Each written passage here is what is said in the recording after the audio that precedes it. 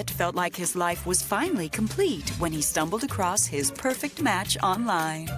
Andrea is a beautiful woman, and there was great chemistry. But behind Andrea Stanley's charismatic smile was a malicious secret. We couldn't believe that this was actually happening. You just can't predict what crazy people will do. And one night, Jason would come face to face with true evil when he found himself in a fight like no other. It takes an exceptionally cruel person to commit a crime like that. I'm just so glad I can be here for my boys. When it comes to love and marriage, things aren't always as they seem. 32-year-old bachelor Jason Witt appeared to have it all. I had just finished up my MBA. I had just landed a job with a very good IT consulting firm and was doing really well. I was traveling almost every other week. But by the summer of 2005, Jason realized one thing was missing: love. I had come to this realization that I had probably dated a few girls in my past that I could have made a wonderful life with. My own level of commitment didn't allow that relationship to move forward. He would talk about, what can I do better? How can he make himself a good match for someone? As Jason plunged back into the dating scene, he was determined to get it right. That August, he joined an online dating site and quickly came across the profile of an attractive 24-year-old medical technician named Andrea Stanley. Just shot her a quick note just to say, hi, how are you? I'm Jason. And got a response pretty quick. The conversations that followed revealed clear chemistry. Andrea had a very engaging writing style. She made me laugh from the get-go. We had an easy time bantering back and forth, so it was enjoyable just talking to her, even though I hadn't heard her voice. Despite Jason's initial excitement, he did have one concern. I had never dated someone with a child. Knowing that she had a daughter, I had some questions. I didn't know what that meant in terms of any custody issues. But Jason didn't have to worry about the father at all. On their first in-person date a few weeks later, Andrea opened up about her past. There was an ease to our conversation that was really nice and refreshing. So I asked her, where's the father? And her response to me was, I was raped. He's in jail and he's not a part of her life. When I heard her say that then, it came out so strong, like such a survivor. It was really impressive. As the date wrapped up, Jason knew one thing was certain. There's no doubt it was a great date, and I definitely wanted to see her again.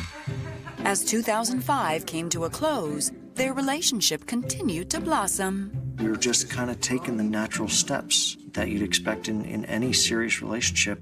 We couldn't be happier. Me too. They got along well. She shared his sense of humor. They enjoyed each other's company. That did give me the feeling that they were right for each other. Then one night in February 2006, Andrea delivered some unexpected news. There was an uncomfortable silence, and she simply said, I have something to say. She seemed scared to tell me, and she said, I'm pregnant. I was obviously surprised, and I didn't want to make any decisions quickly. It'll be fine. But soon it became clear that Andrea wanted answers. After probably a week and a half, she started asking me questions. What's up, Jason? It's been 2 weeks. I said, I am committed to you. I love you. We will have this baby together. Let's see how you and I do, and then we can make decisions that will impact this child long term. Just one step at a time. Her response was, either we're getting married or we're not. Getting married when she was showing was not an option. Here was that moment to say yes or no. The decision came down to yes, I'm in love with her, so I want to marry her. Jason knew in his heart he was making the right decision. But before Jason could even pop the question, he would be thrown into a vortex of lies, deceit, and manipulation that would destroy everything he believed in. He was just caught in this whirlwind of emotion. I can't imagine how someone can keep such a deep, dark secret. I didn't know what to do, and that's what just scared the dickens out of me.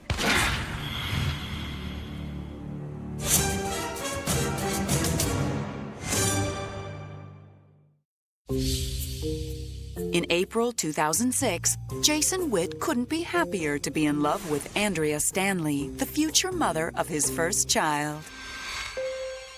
But that joy was soon shattered when Jason received a distressing call from Andrea while on the road. She was distraught, she was upset, and she's just, I don't know what's going on. I lost the baby. It was devastating, and that just made me worried for her. Still, Jason knew what he wanted to do for the woman he loved. I knew I still felt the way I did about her. I still loved her. I created a get-well bag. At the bottom was a diamond ring she says she had always hoped for. It's my ring. Will you marry me? It was kind of a neat moment to recommit to the two of us. With the ring on her finger, Andrea quickly bounced back and set a whirlwind date for 2 months later. But by the day of their nuptials, it seemed Andrea had morphed into a classic bridezilla. She was texting me all kinds of things. She was going to leave me at the altar, and I was a horrible person, and I just didn't know what to do. I felt that she had been under a tremendous amount of stress. She was coming off losing a baby, so I gave her the benefit of the doubt. I tried to just be positive for Jason and, look forward to a beautiful wedding that day. And fingers crossed that Andrea was actually going to show up. In the end, Andrea did show up, and the wedding went off without a hitch. But over the next few months, it seemed to Jason that Andrea had a flair for the dramatic. We had some ups and downs, which I felt was normal. What made me a little bit nervous was one fight in particular. She was just off the roof, angry, and within minutes, turned around like nothing had just happened. It was a real Jekyll and Hyde moment. Then one night in January 2007, Andrea reached a new low. Why didn't you respond to my text messages? I had no idea what was going on. So I started questioning her, why are we always fighting? Where is this coming from? And Andrea started describing her depression. Jason, I just want to die. What? I was concerned that she was suffering, having lost a child. I wanted to get her help. I just want to kill myself. Jason felt even worse after Andrea revealed that the anniversary of her rape was fast approaching. We'll get you someone to talk to. It's too late. But a few weeks later, Andrea's spirits were lifted. We find out we were going to have another baby, and we started seeing a doctor, and we knew she was not going to lose the baby. So it really did change the relationship.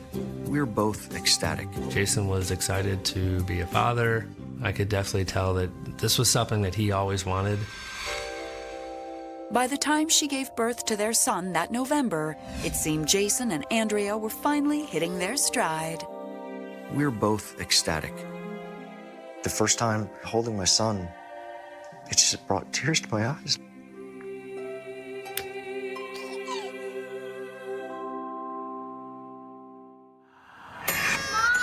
But unfortunately, the upswing didn't last long. I told you never to do anything like that. One night, Andrea got upset at a comment that was made by her daughter. I didn't do anything! She was in the kitchen, and I just hear a crash.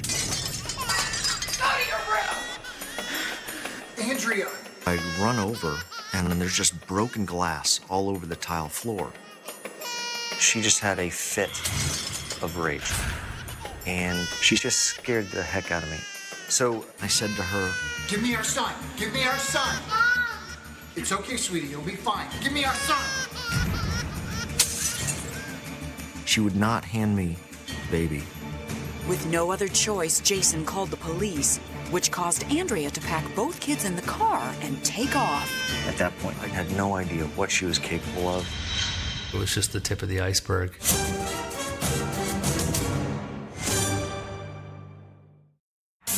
On May 2nd, 2008, Jason Witt called the police after his wife Andrea flew into a terrifying rage and took off with the kids. I was scared because I had no idea what she was capable of. The cops picked her up a couple miles into the next county. But Andrea told police she'd merely been taking the children to dinner. She had kind of charmed herself out of any sort of consequences. I was beginning to learn at this point that she could lie. She could lie fairly easily, readily, and people were going to believe her.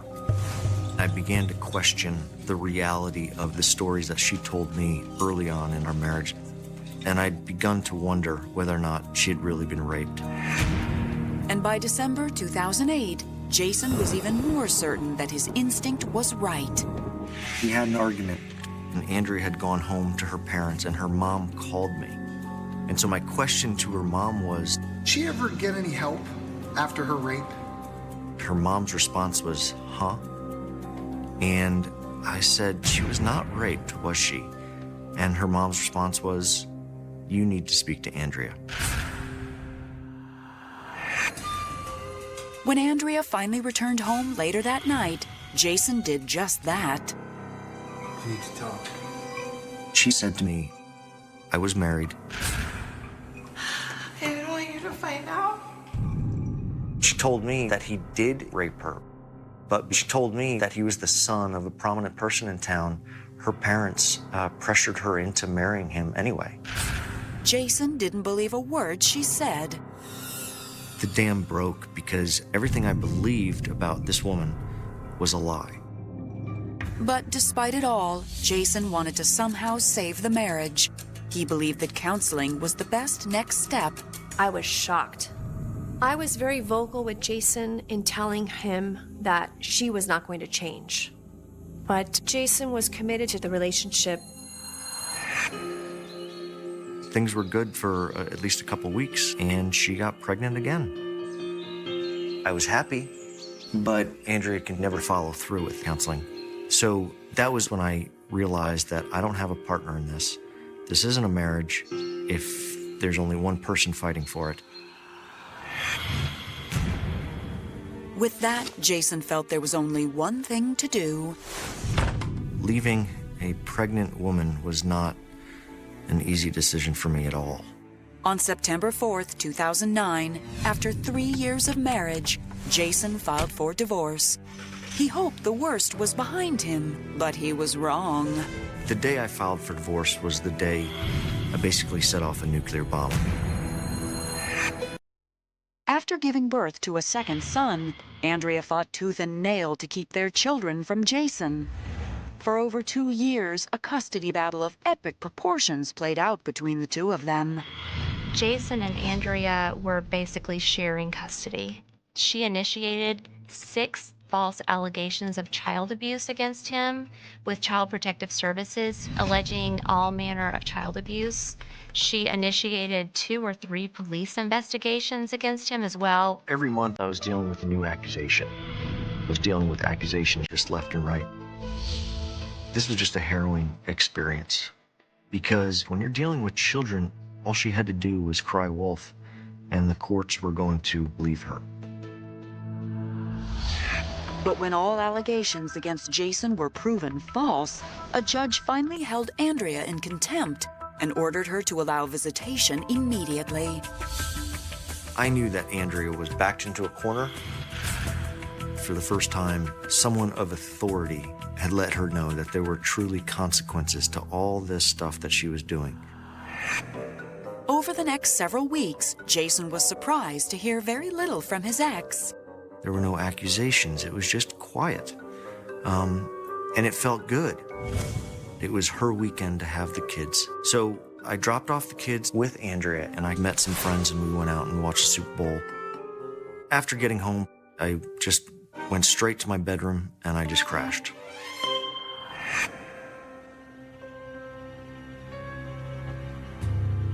But around 4 a.m., something stirred him from his sleep.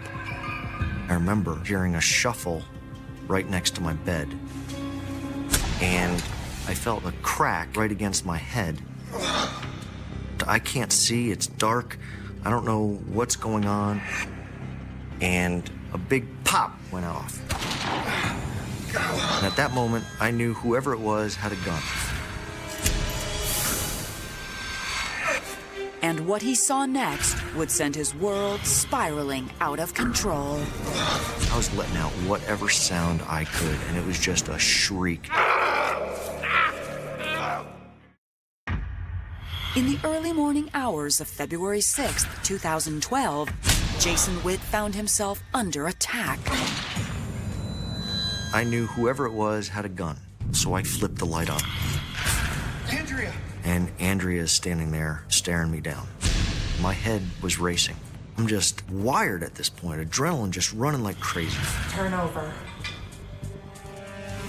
Andrea grabbed my hands and started to tie them up with plexi ties, and then began to pull the bed sheets off the bed and wrap them around me.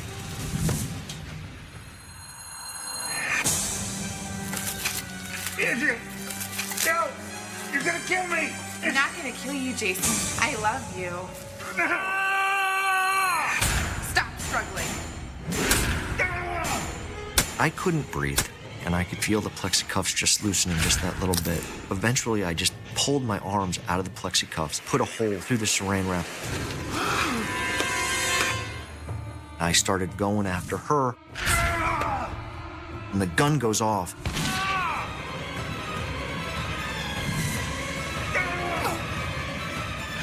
She was trying to shove her way into the room, so I started hitting her over the head with the gun.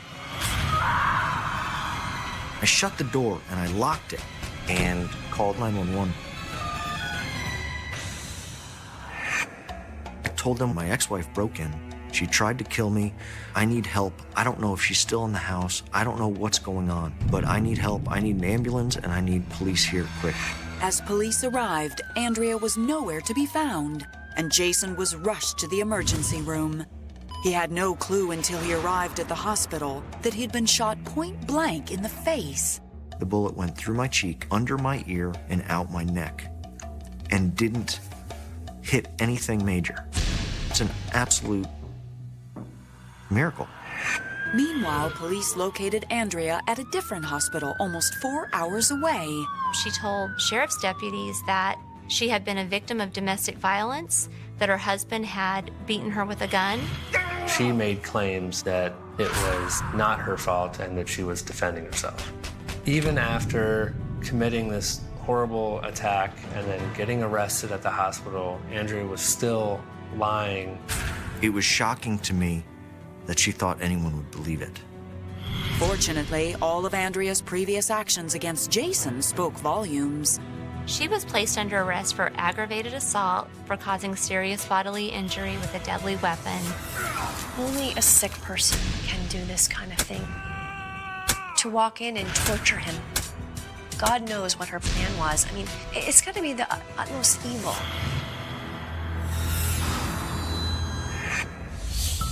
On May 14th, 2013, Andrea went to trial, claiming she was a victim of domestic violence. But prosecutors were confident with the trail Andrea herself had left behind.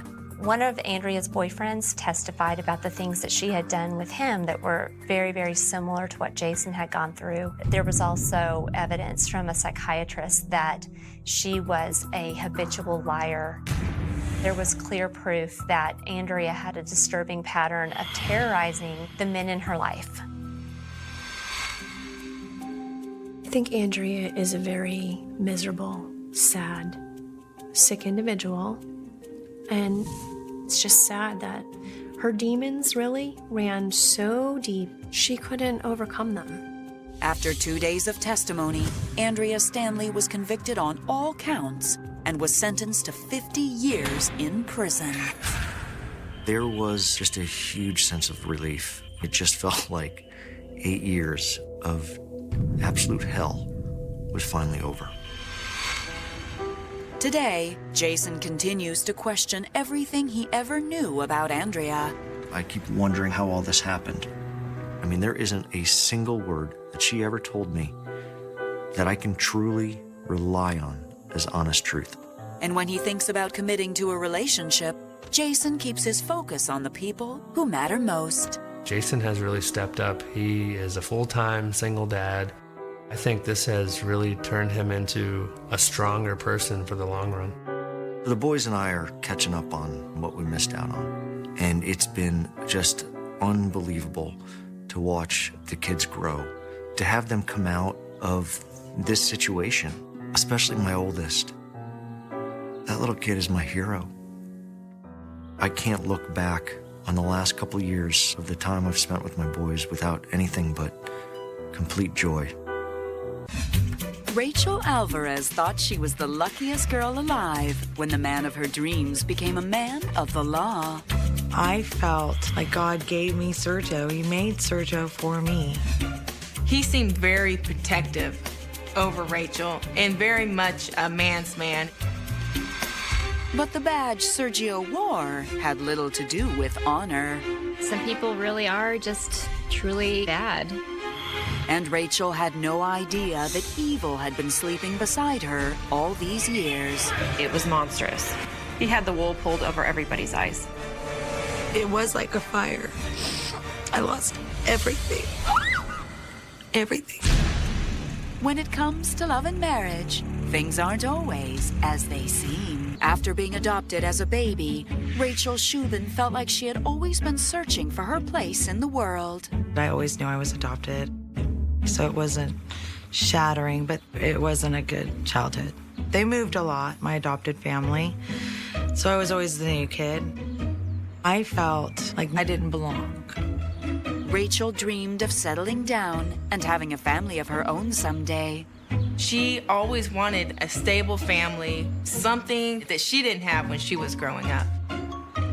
And in the winter of 1994, while on break from college, a chance meeting in California was about to put 18-year-old Rachel's dream in motion. I came up to West Sacramento, my hometown, to visit my adopted family. And I went and picked up my mother coffee from the grocery store. At the cash register, Sergio Alvarez packed up her purchases, and Rachel couldn't help but recognize him from her high school class. Sergio's very, very popular, got along really well with everyone. He was even homecoming king. Rachel was floored when Sergio followed her out to her car and asked for her number. So super flattered. This good-looking man asked me to go out with him. A few days later, the two went out for dinner. And afterward, Rachel felt herself being swept off her feet. We went back to his house, and he played the keyboard for me. Told me he couldn't breathe without me. It was so sweet and romantic. She found him to be very endearing and big and attractive, and it didn't take them long to fall in love. Sergio had this giant family. I liked that he had these roots. It was the family that I'd always wanted. The only thing that seemed off was the way Sergio shied away from intimacy. Sergio wasn't as affectionate as I thought was normal. I just thought that was his DNA. Everyone's different. Despite Sergio's lack of affection, Rachel knew she had met the man of her dreams. A few months after they started dating, Rachel dropped out of school and moved in with Sergio in Sacramento. I felt like maybe because I had had such a rocky childhood that God gave me Sergio. He made Sergio for me. With marriage in mind, Rachel got a job managing a local gift shop, and the young couple began saving money for their future. But after 2 years, they hit a speed bump when Sergio lost his job at the grocery store for constantly showing up late. He had started getting write-ups and warnings. And so after 3, they fired him. It wasn't my fault. You're right. But Sergio quickly landed on his feet when one of his friends hooked him up with a job on a ranch for troubled teens. They needed guidance counselors, men that live there and give them the rules and to get them used to structure, discipline. He loved that job. The only problem was that the ranch was in Nevada, 7 hours away. But he was gone 8 days and home 6 days. And when he's at work, he's not available. I've never minded being alone, but it was hard to be in a relationship with someone far away a lot. With Sergio gone so much, Rachel became close to a woman who worked nearby named Kate. She helped Kate out when Kate was working. She would watch Kate's children. Rachel was eager for Sergio to meet her new friend, so on one of his weeks at home, Rachel invited Kate over for the evening. But later that night, Sergio made a disturbing confession to Rachel. Sergio tells Rachel that Kate came on to him and tried to kiss him. She'd made a pass at him, and he had said that she called me a bitch and said, "Why are you with her? You could do so much better." So I felt super betrayed. I just can't believe that. That's ridiculous. But when Rachel confronted her friend, she heard a very different version of the story. According to Kate, it was the other way around. Sergio tried to unbutton her blouse and tried to go even further. He came on to me. Rachel wasn't sure who to believe. My friends said, you know, she's crazy, she just wants him. I would have thought, no way, she probably came on to him. Sergio was just an all-around good person. No. I ended up believing Sergio. No. But Rachel would soon find out that Sergio was far from the knight in shining armor he pretended to be. Underneath it all, he was evil. He was psychologically off. He threw away a good life to be a monster. I knew it.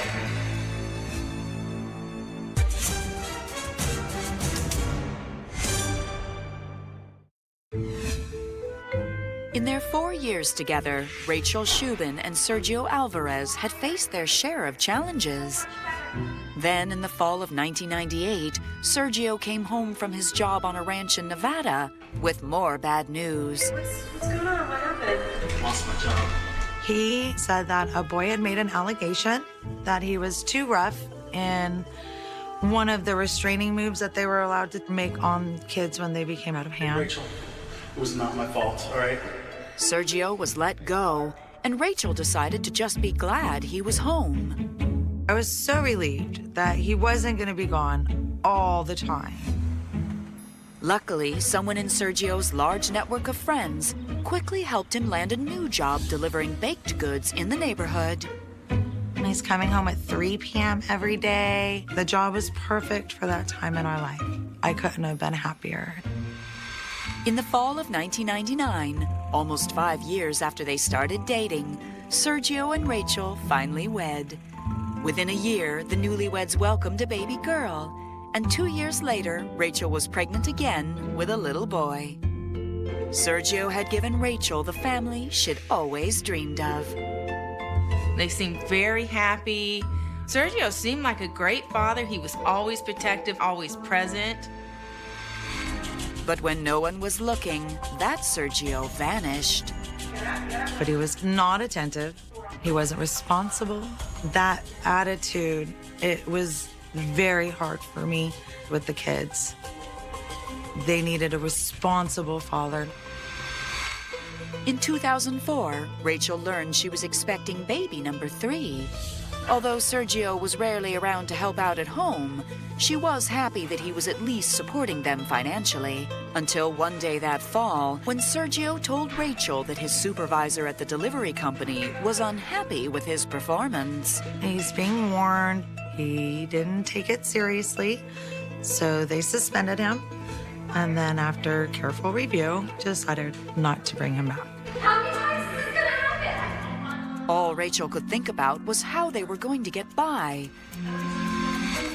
But Sergio had a plan. Sergio came up with the idea of going into the police academy. He thought he could make a difference in the community. It was something he really wanted to do. In 2007, Sergio officially became a member of the West Sacramento Police Department. He immediately put in for night patrol. He liked working the graveyard shift. He liked catching the bad guys. But working nights didn't ensure that Sergio spent his days with his family. I started to notice that he was absent a lot more. Sergio often claimed he was being called in to testify on his cases.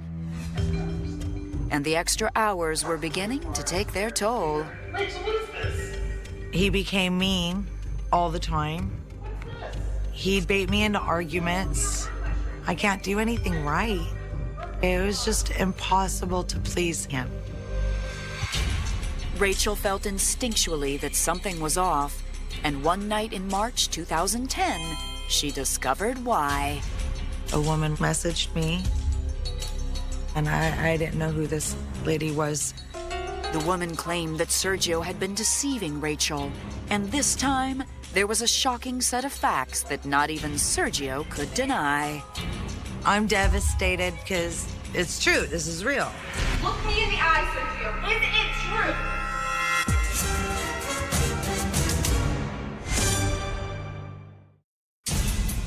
In 2010, Rachel Alvarez received a shocking message from a woman she'd never met.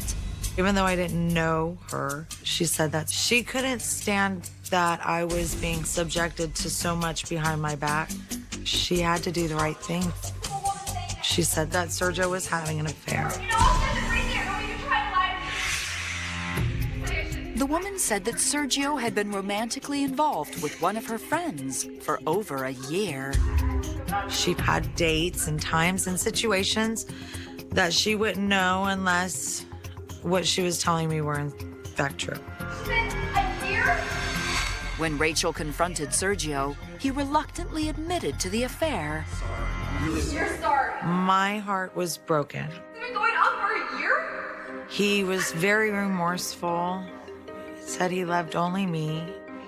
I'm devastated because it's true. This is real. It'll never happen again. Rachel struggled with what she should do, eventually deciding to put her family first and believe her husband. That was her family structure, and that was so very important to her. So she wanted to try to make it work with him. I wanted to give him the chance. I was willing to work past it. I loved him very much. So over the next few months, Rachel did her best to put the past behind her and focus on her family. He did seem to try. So I thought it was on the right track. But by 2011, after 17 years together, it seemed to get more and more difficult to keep Sergio content, especially in the bedroom. It seemed for him to get physical satisfaction, he had to be very aggressive. I thought he had like a guilty complex because of the affair. And so this is what it would take for him to be satisfied. Sergio, you're hurting me. Rachel justified that as being, this is what my husband needs from me. This is what a wife does for her husband. I said, that doesn't seem normal, doesn't seem right to me. Rachel did her best to please her husband until September 2012, when Sergio came home with some devastating news. He opens up his wallet, and there's this groove where your badge goes. And I'm like, where's your badge? And he said, they put me on paid admin leave. A girl made an allegation. They're accusing me of things that had nothing to do. Sergio said that a woman he'd encountered on patrol had accused him of forcing himself on her. Some to the effect that if she didn't grope him, that he would cite her or give her a ticket. He said the Police Officer Association protects their officers from allegations like this because they are normal in this line of work. Why would he force someone to do something? It's very out there. Rachel was relieved by Sergio's explanation and hoped the incident would be resolved soon. until Sergio was unexpectedly called into the station. I'm thinking, oh, is he in trouble? Then my doorbell rings. Yes. There were 6 or 7 patrol units in front of my house.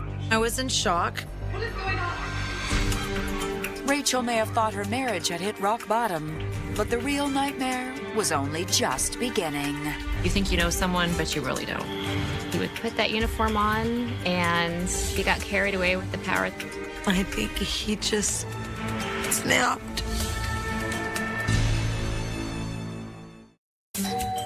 In September 2012, Rachel Alvarez was horrified as an army of investigators descended on her home.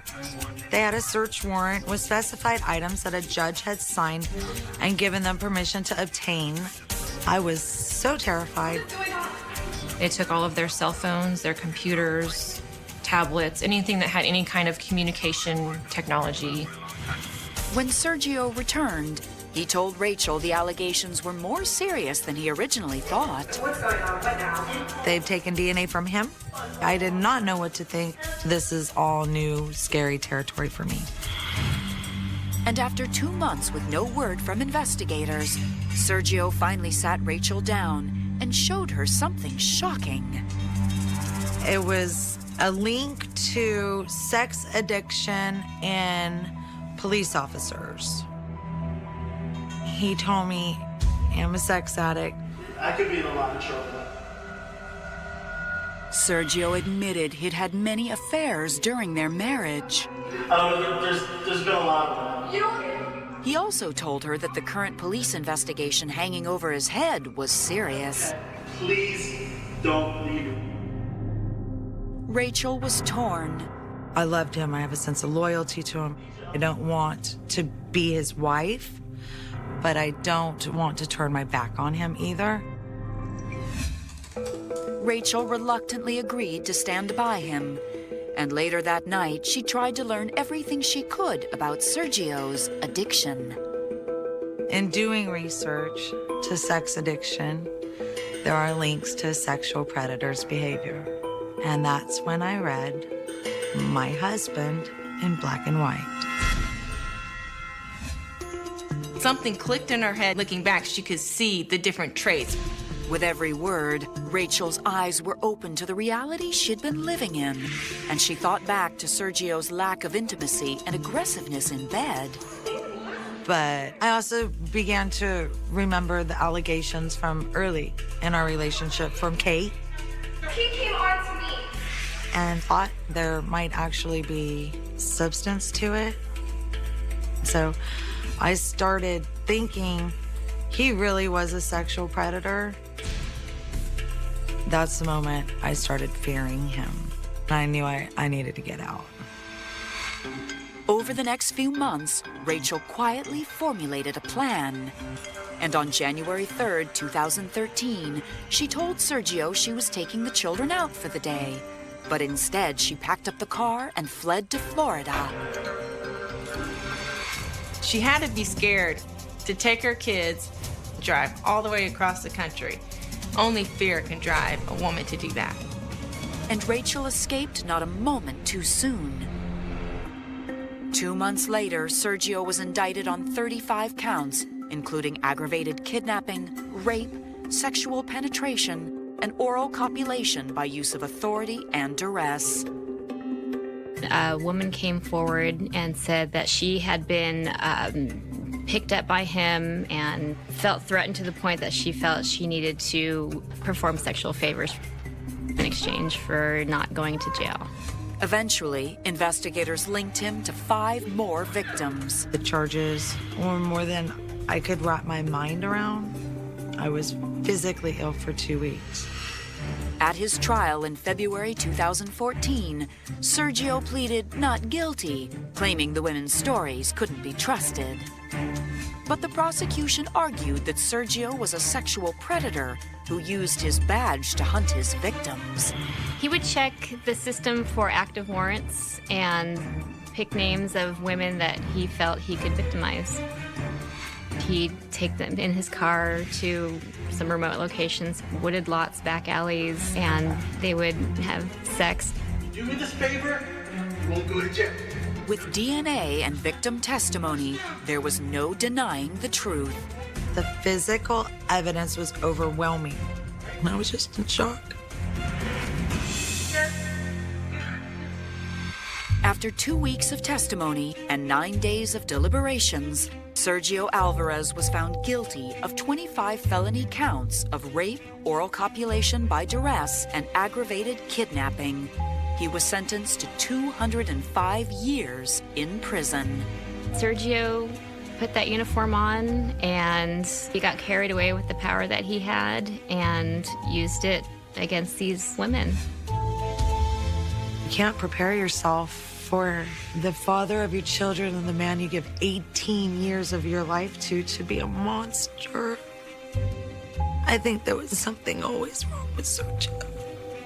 I think he just snapped. Today, Rachel's focus is on her children.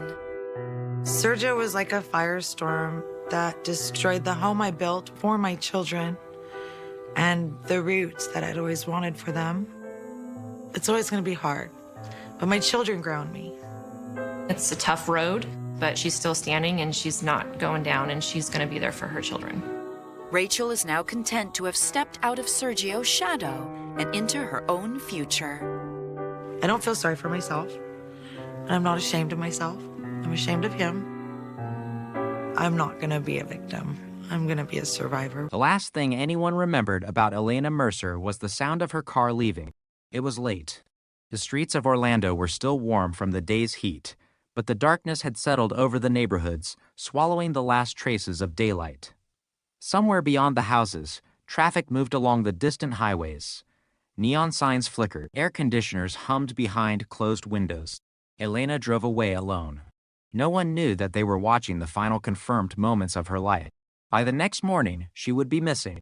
By the end of the week, her name would begin appearing in newspapers. And decades later, one forgotten detail buried inside an old family story would send investigators back to a case that Orlando had almost forgotten. It began in the summer of 1989. Elena was 31 years old. She lived in the Orlando area and worked as a receptionist at a small medical office. To people who knew her, she was not mysterious. She was not reckless. She was not someone who disappeared without explanation. She was ordinary in the way millions of people are ordinary. She had routines. She had favorite places. She had people she called. She had responsibilities. She had plans. And that was why her disappearance was so difficult for the people closest to her to understand. Elena did not simply vanish from the world. She vanished from a life that expected her to be there. Her mother expected a phone call. A friend expected her to show up for work. A neighbor expected to see her car. Someone expected Elena to walk through a familiar door. She never did. At first, there was no reason to believe something terrible had happened. People disappear for ordinary reasons. Arguments, unexpected travel, personal problems, a decision to leave. Investigators had to consider all of those possibilities. But then the hours became days, and the ordinary explanations began to collapse. Elena's car was found abandoned. That changed everything. The vehicle was not where it should have been. It was not sitting outside her home. It was not parked at work. It was not at the location where anyone expected Elena to be. The car had become a silent object in an increasingly disturbing investigation. Inside it were traces of an ordinary life. A few personal belongings, receipts, a jacket, the small things people leave behind because they believe they will return. That detail would haunt investigators for years, because Elena had apparently left the vehicle behind as if she expected to come back, but she never did. Her family immediately began asking questions. Where was she? Who had she been with? Why had she left her car? Was she in danger? Had someone followed her? Had she trusted the wrong person? Nobody had an answer. And in 1989, the ability to find answers quickly was limited. There were no smartphones, no GPS history, no social media messages, no digital trail following every movement. Investigators had to reconstruct Elena's final hours through people, through memory, through receipts, through telephone records, through places she had visited. through whatever physical evidence remained. That meant the investigation moved slowly. Every lead required work. Every witness had to remember. Every location had to be checked. Every timeline had to be rebuilt. And while detectives worked, Elena's family lived through something worse. Waiting. Waiting for a telephone call.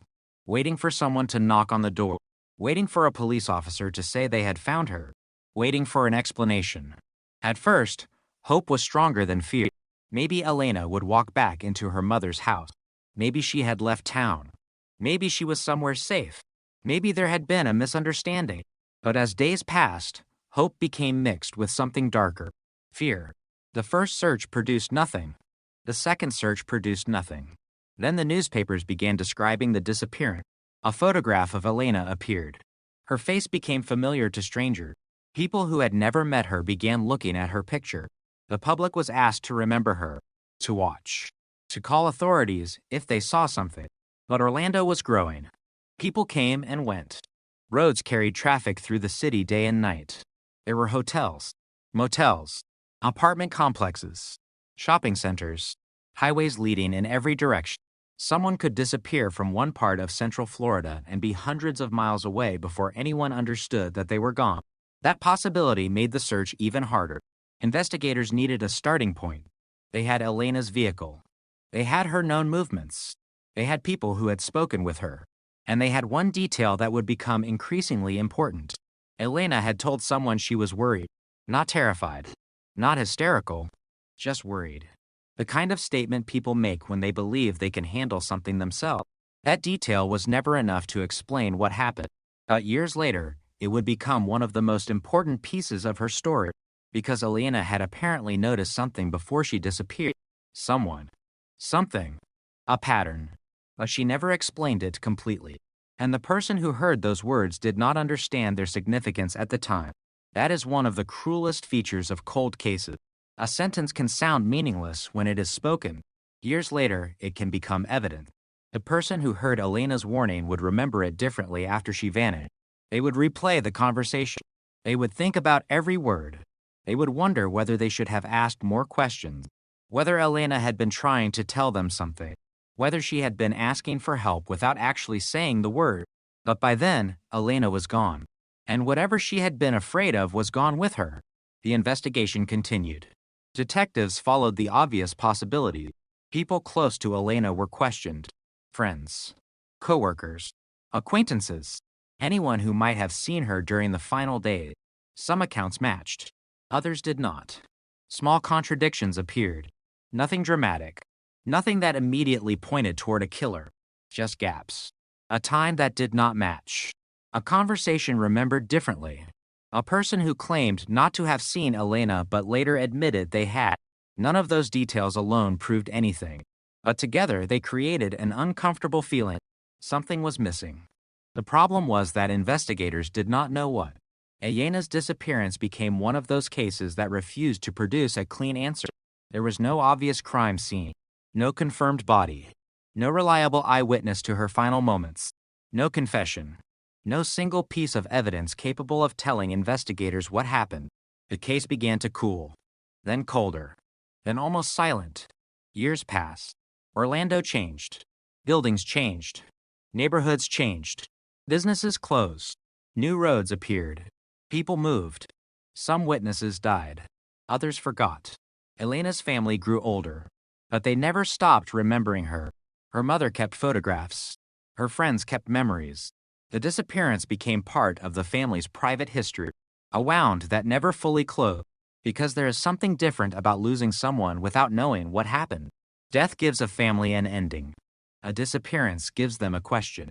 Elena's family had only the question. Where was she? For years, they had no answer. Then something happened that nobody expected.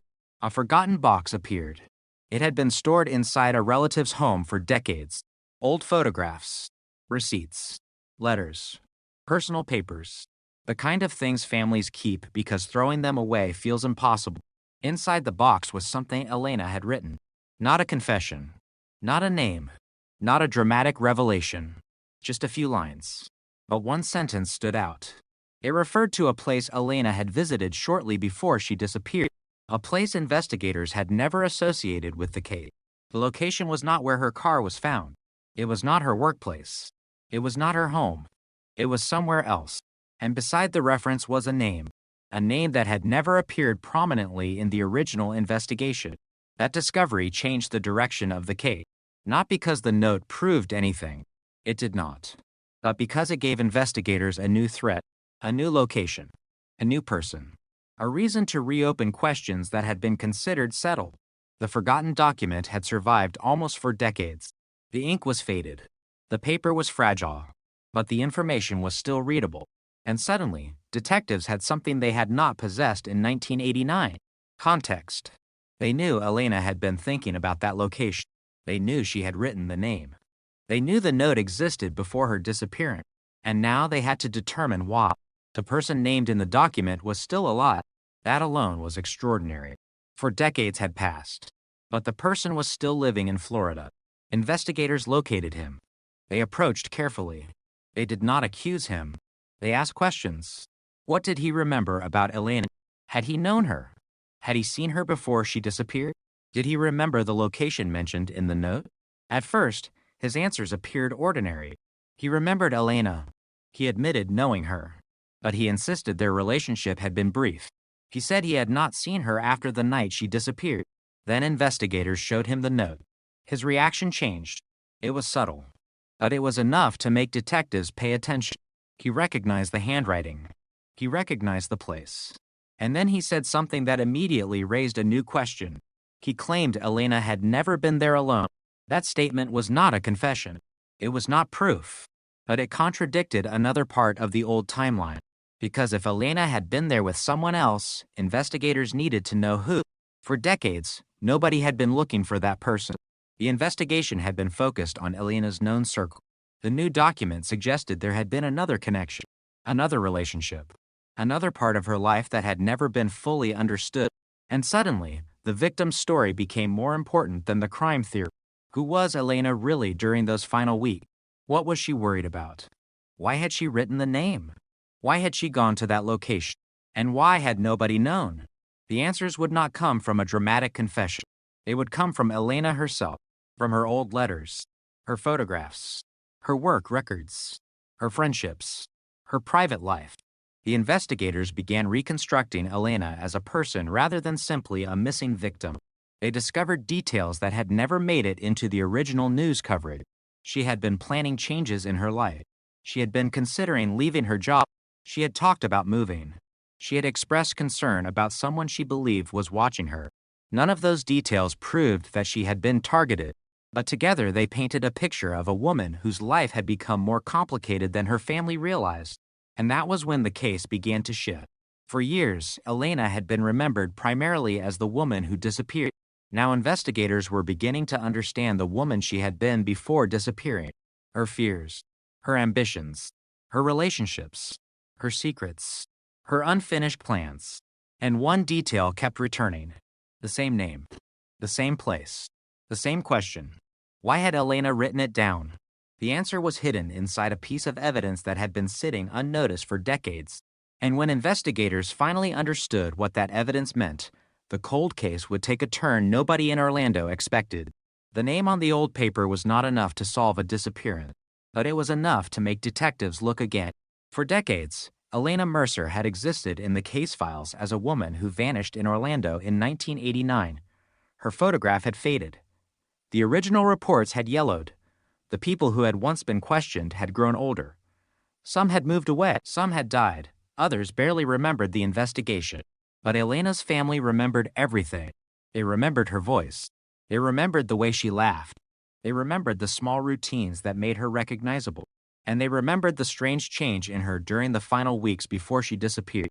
That change had never been fully understood. At the time, it seemed minor. Elena had become quieter, more careful. She checked the locks twice. She occasionally looked behind her while walking from her car.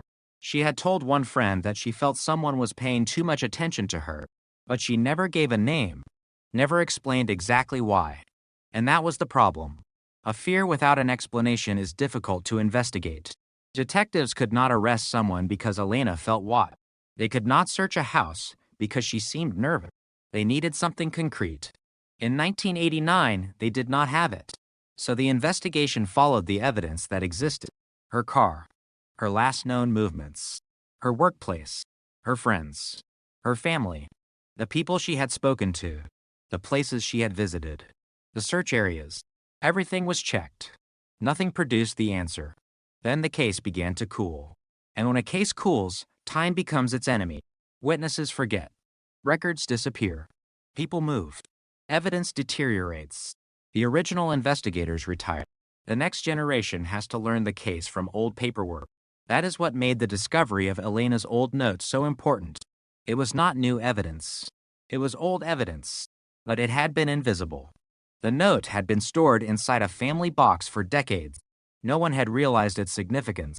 It contained a place, a name, and a short message that suggested Elena had been dealing with something she had not fully shared with her family. Investigators studied the document carefully. The handwriting was compared with known samples. The paper was examined. The dates were considered. Everything had to be verified. Because a cold case can collapse if investigators mistake coincidence for evidence. The note had to be authentic. It had to belong to Elena. It had to have existed before her disappearance. And the person named in it had to be connected to the story. The first two questions were relatively straightforward. The handwriting matched Elena's known writing. The document appeared to have been created before she vanished. The third question was much harder. Who was the man whose name appeared on the page? Investigators eventually identified him as Daniel Vaught. In 1989, Daniel had worked as an independent contractor around Orlando. He was not a stranger to Elena. They had met through people connected to her workplace. Their relationship had never been fully documented. There was no evidence that they had been romantically involved. There was no evidence that they had been enemies. But there had been contact.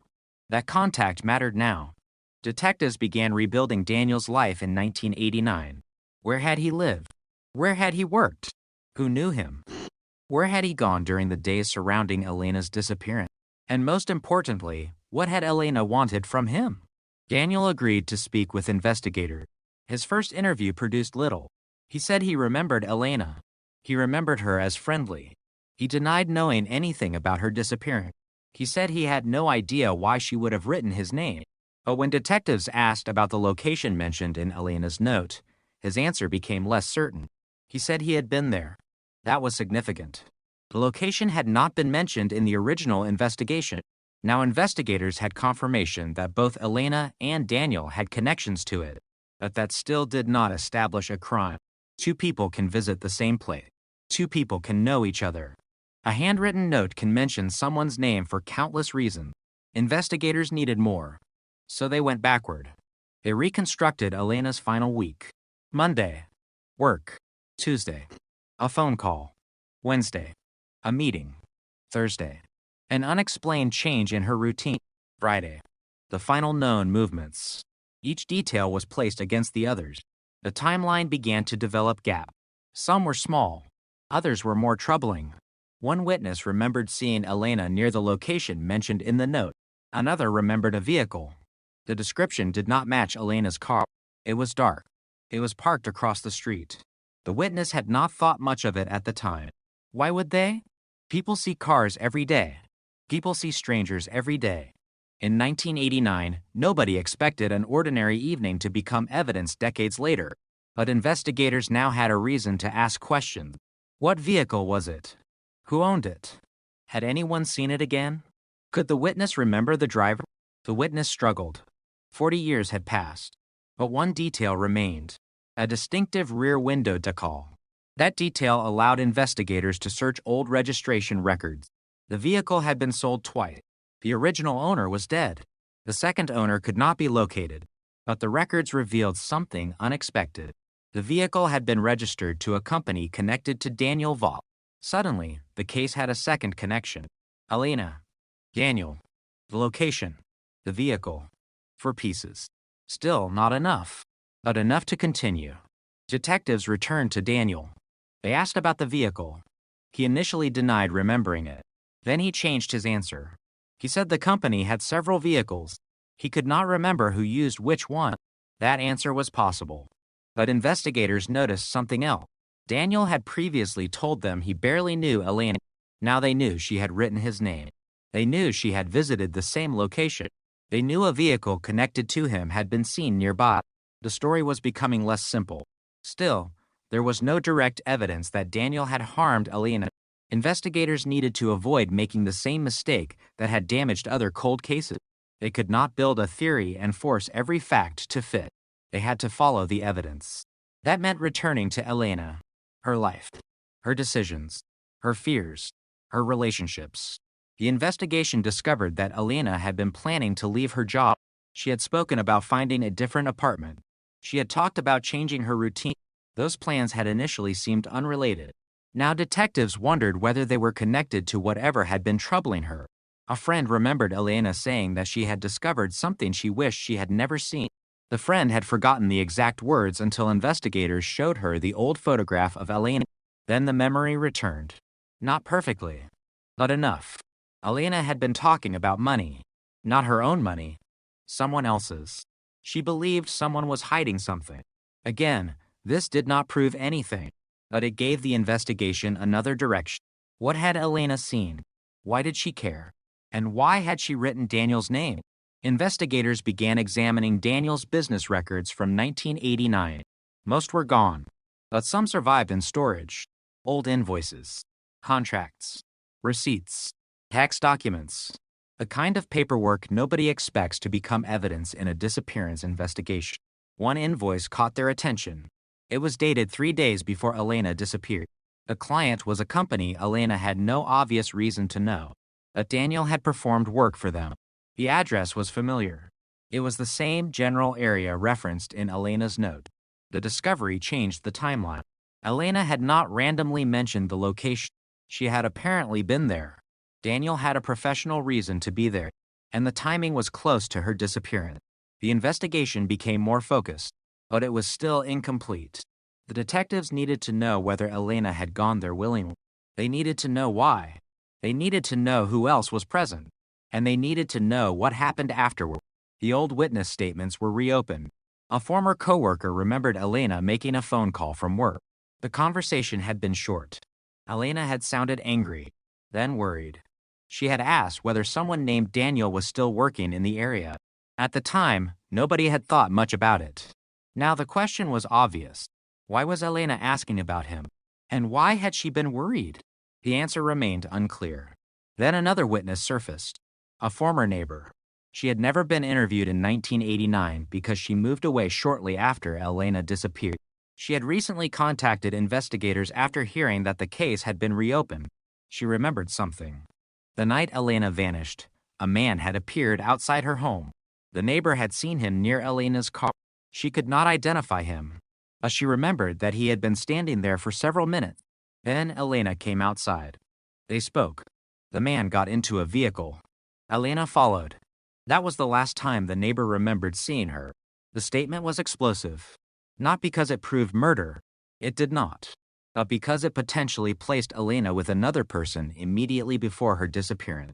And that person might have been connected to Daniel. The investigators asked the neighbor to describe the vehicle. She remembered a dark sedan. Then she remembered the rear window decal, the same distinctive feature mentioned by another witness. Now to memories separated by decades pointed toward the same vehicle. That was no longer easy to dismiss. Investigators searched the old vehicle records again. The connection to Daniel's company became stronger, and the case began moving. But there was still a problem. Daniel had an explanation. He claimed the vehicle had been used by multiple employees. He said he could not remember who had it that night. He said Elena had never told him she was afraid. He denied meeting her after work. He denied taking her anywhere.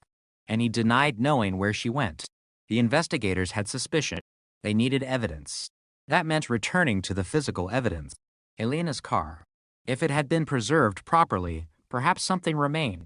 A fingerprint. A fiber. A biological trace. Anything.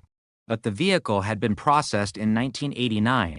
The technology available then was limited. Some evidence had been collected. Some had not. The car had eventually been released. Years later, it was gone. There was no modern crime scene waiting to be tested.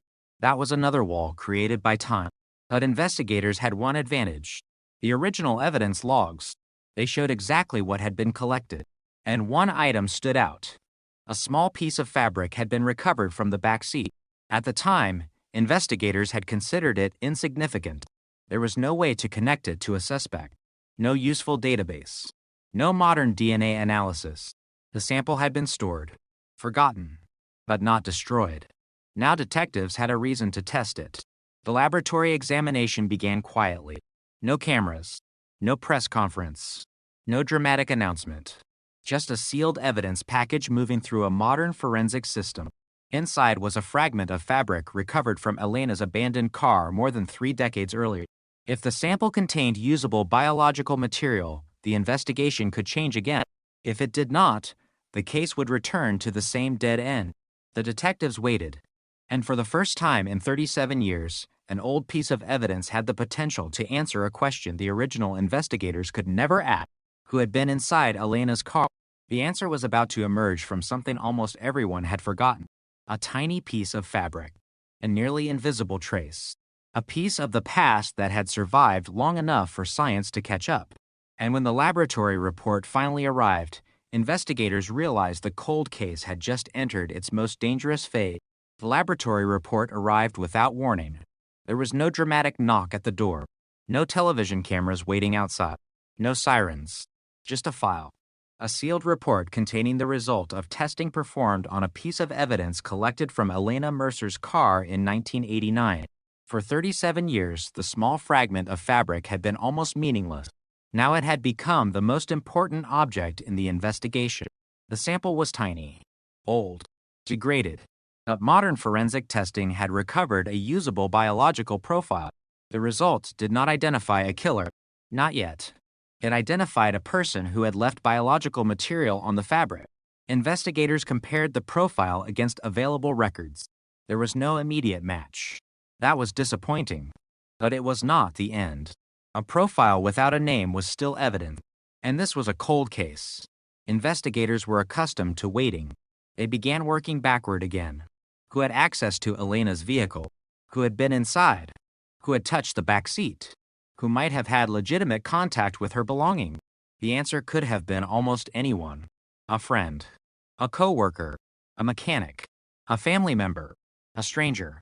The sample alone could not tell investigators when it had been deposited. That limitation was critical. DNA can identify a biological contributor. It does not automatically provide a timestamp. The investigators could not simply look at the laboratory report and declare that the person had been inside Elena's car on the night she disappeared. They needed context. And context was exactly what the case had been missing for decades. So the detectives returned to the old timeline.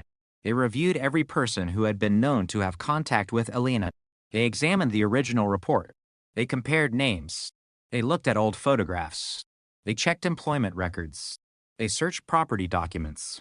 They reconstructed relationships that had once seemed irrelevant. The name Daniel Voss appeared repeatedly.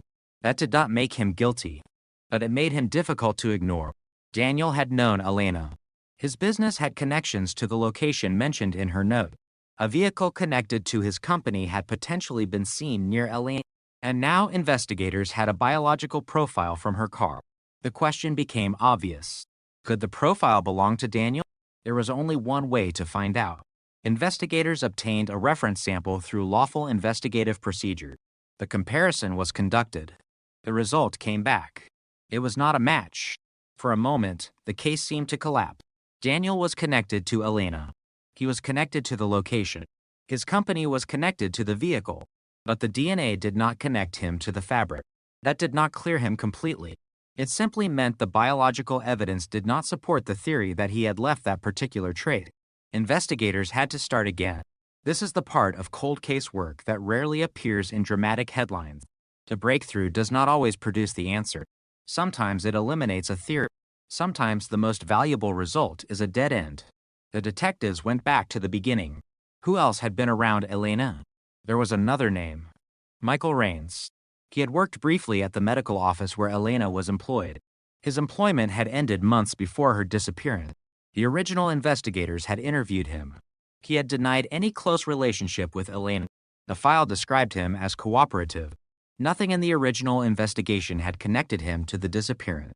But the new investigation found something interesting. Michael had known Daniel.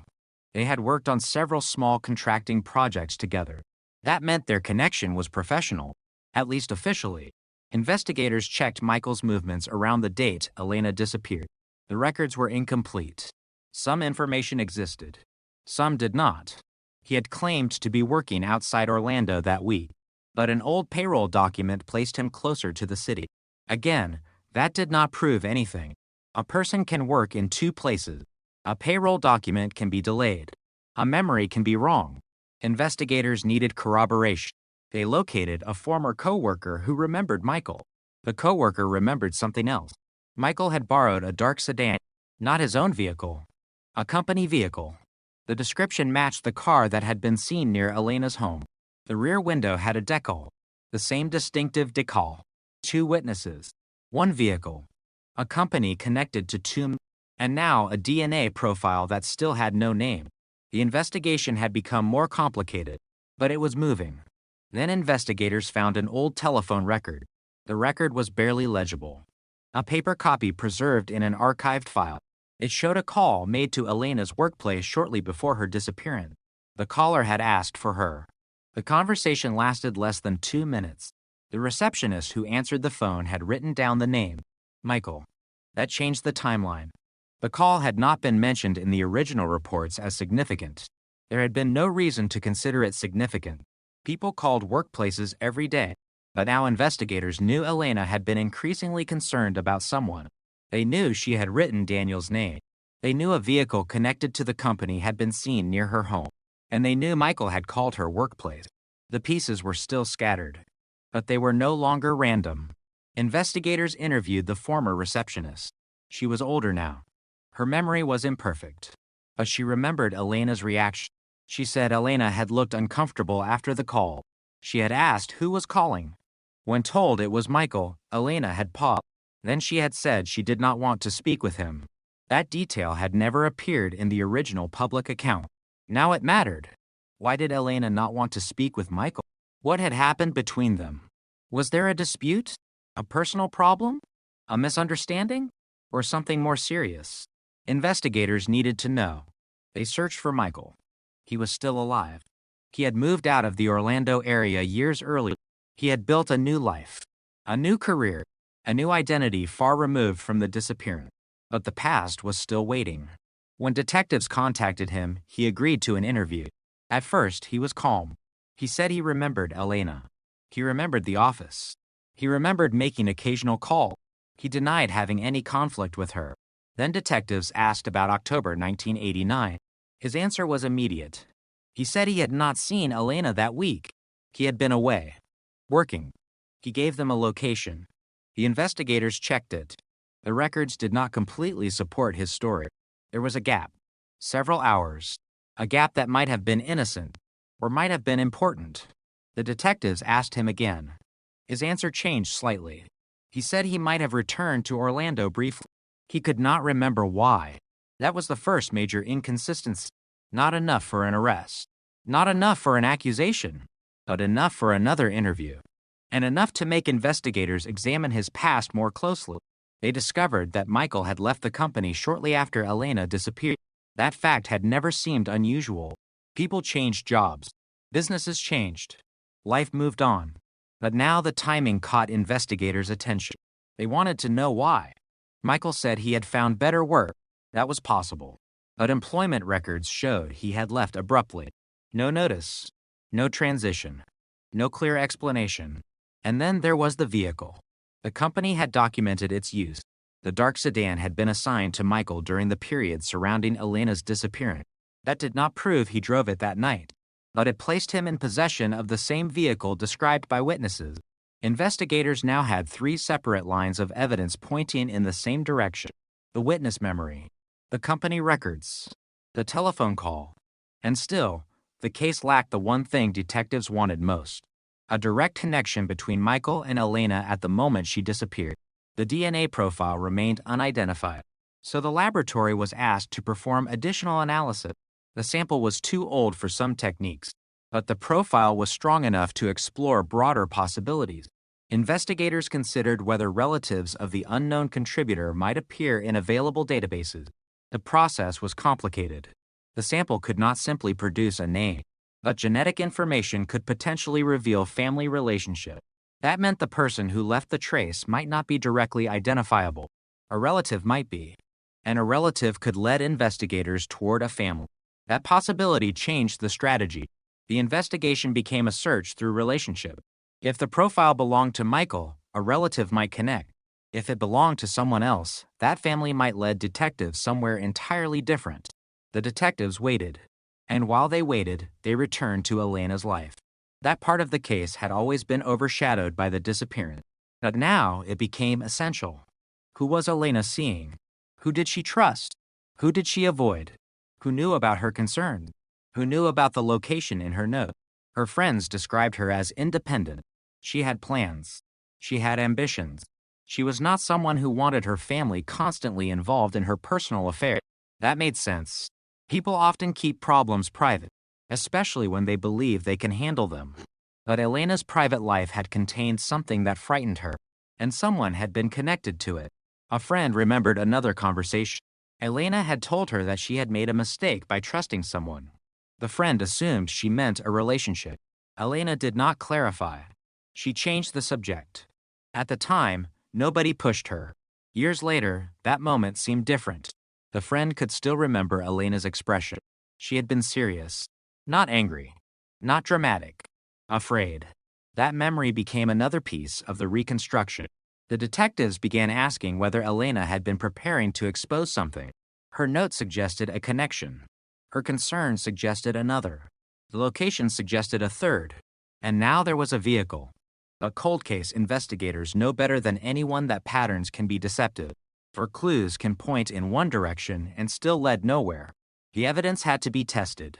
Every theory had to survive scrutiny. That meant investigators had to consider the possibility that Daniel and Michael were not responsible at all. Perhaps Elena's fear involved someone else. Perhaps the note had an innocent explanation. Perhaps the vehicle had nothing to do with her disappearance. Perhaps the biological sample came from an unrelated encounter. Perhaps the entire pattern was coincidence. That possibility remained open, and it was exactly why detectives continued searching. Then the laboratory called again. The genetic analysis had produced something new, not a name, a family connection. The unknown DNA profile appeared to be related to a person already in the investigative system. The relationship was distant, but it was enough to narrow the search. Investigators traced the family line. One branch led back toward Orlando in 1989. Another led toward the contracting business connected to Daniel, and another name appeared, Thomas Raines, Michael's older brother. The discovery stunned the investigator. The DNA did not prove that Michael had been inside Elena's car, but it suggested the unknown biological contributor belonged to his family. That was not enough for an arrest, but it changed everything. Detectives began examining Thomas. He had never been a major subject in the original investigation. He had not worked directly with Elena. He had not been prominently mentioned in the case file, but he had connections to the same company. He had access to the same vehicles, and according to old records, he had been in Orlando during the week Elena disappeared. The investigation had just expanded, and this time the name was not buried in an old note. It was connected to modern forensic evidence. Thomas Raines, a man investigators had never seriously considered. A man whose family had just been linked to biological material recovered from Elena's abandoned car. The detectives did not know yet whether the DNA belonged to Thomas. They did not know whether he had been inside the vehicle. They did not know whether the sample had any connection to Elena's disappearance. But they finally had something the case had lacked for decades: a testable lead. And when investigators began digging into Thomas's history, they found something even more disturbing. He had told police in 1989 that he had never met Elena. The new records suggested otherwise. There were photographs. There were business documents. There was a witness who remembered seeing them together. And there was one final piece of information: a location. The same location Elena had written down. The same place connected to Daniel. The same area where witnesses had reported seeing the company vehicle. And now, according to a forgotten business record, Thomas had been there too. 3 men, 1 location, 1 vehicle, 1 missing woman, and 1 unidentified DNA profile. The case had spent decades frozen. Now it was moving faster than anyone expected. But before investigators could confront Thomas, they needed one more thing. They needed to know exactly what Elena had discovered before she disappeared. Because if the answer was hidden inside her story, the investigators were no longer simply looking for the person who might have harmed her. They were looking for the reason she had become afraid. And somewhere inside those final days was the missing connection between Elena's warning, the forgotten note, and the man whose name had just surfaced from the DNA evidence. The investigation had reached a point where every new discovery created another question. Thomas Raines had never been a central figure in the original case. His name had not appeared in the headline. He had not been the man everyone suspected. He had not been the obvious person detectives pursued in 1989. For decades, he had lived outside the story. Now his name was suddenly everywhere inside it. His family connection to the unidentified DNA profile was the first reason. His presence in Orlando during the week Elena disappeared was the second. His connection to the same contracting company was the third. And then came the most troubling detail. Thomas had denied knowing Elena. The records suggested otherwise. Investigators began with the photograph. It was an old photograph taken at a company gathering. The image was damaged. The edges were curled. The people in the background were difficult to identify. But Elena was there. And standing several feet behind her was Thomas. The photograph did not show anything criminal. They were simply in the same room. But Thomas had told investigators that he had never met her. That statement was now impossible to accept at face value. Detectives studied the photograph again. They enlarged it. They compared faces. They contacted the person who had originally taken the picture. The photographer remembered the gathering. He remembered Elena. He remembered Thomas. And he remembered something else. The two had spoken. Not briefly. Not accidentally. They had spent part of the evening together. The photographer could not remember what they discussed, but the image established something important. Thomas knew Elena. That meant his original statement was false. The question was why. People lie for many reasons. Embarrassment, fear, protecting someone, avoiding an uncomfortable relationship, or concealing something much more serious. Investigators could not assume which explanation applied. They needed evidence. So they began reconstructing Thomas's life in 1989. He was older than Elena. He had worked around construction and property maintenance. He had access to company vehicles. He knew several people connected to Daniel Vaught. He had spent time around the location Elena had written in her note. And he had been in Orlando during the critical period. Still, none of those facts proved murder. The detectives knew that. But the pattern was becoming impossible to ignore. They asked Thomas about the photograph. He claimed he did not remember the event. They showed him the image. He stared at it. Then he said he might have met Elena once. The answer was different from his original claim. He had moved from never meeting her to perhaps meeting her once. That change mattered. Detectives asked him whether he had ever been alone with her. He said no. They asked whether he had ever been inside her car. He said no. They asked whether he had ever driven the dark company sedan. He said he had. Then they asked when. He said he could not remember. The interview ended without an arrest. But the investigation had gained something important. Thomas had begun changing his story. Now detectives had to determine which version, if any, was true. They searched employment records. The company had kept logs showing which vehicles were assigned to employees. The records were incomplete. But one entry survived. Thomas had signed out the dark sedan on the afternoon before Elena disappeared. He had returned it the next morning. That was significant. But it was still not enough. The investigators needed to know where he had gone. A surviving fuel receipt provided one answer. The purchase was made at a station several miles from the company office. The timestamp placed Thomas near the area where Elena lived. That did not prove he had gone to her house. It simply showed that he had been nearby. But another receipt appeared. A second fuel purchase. Later that evening.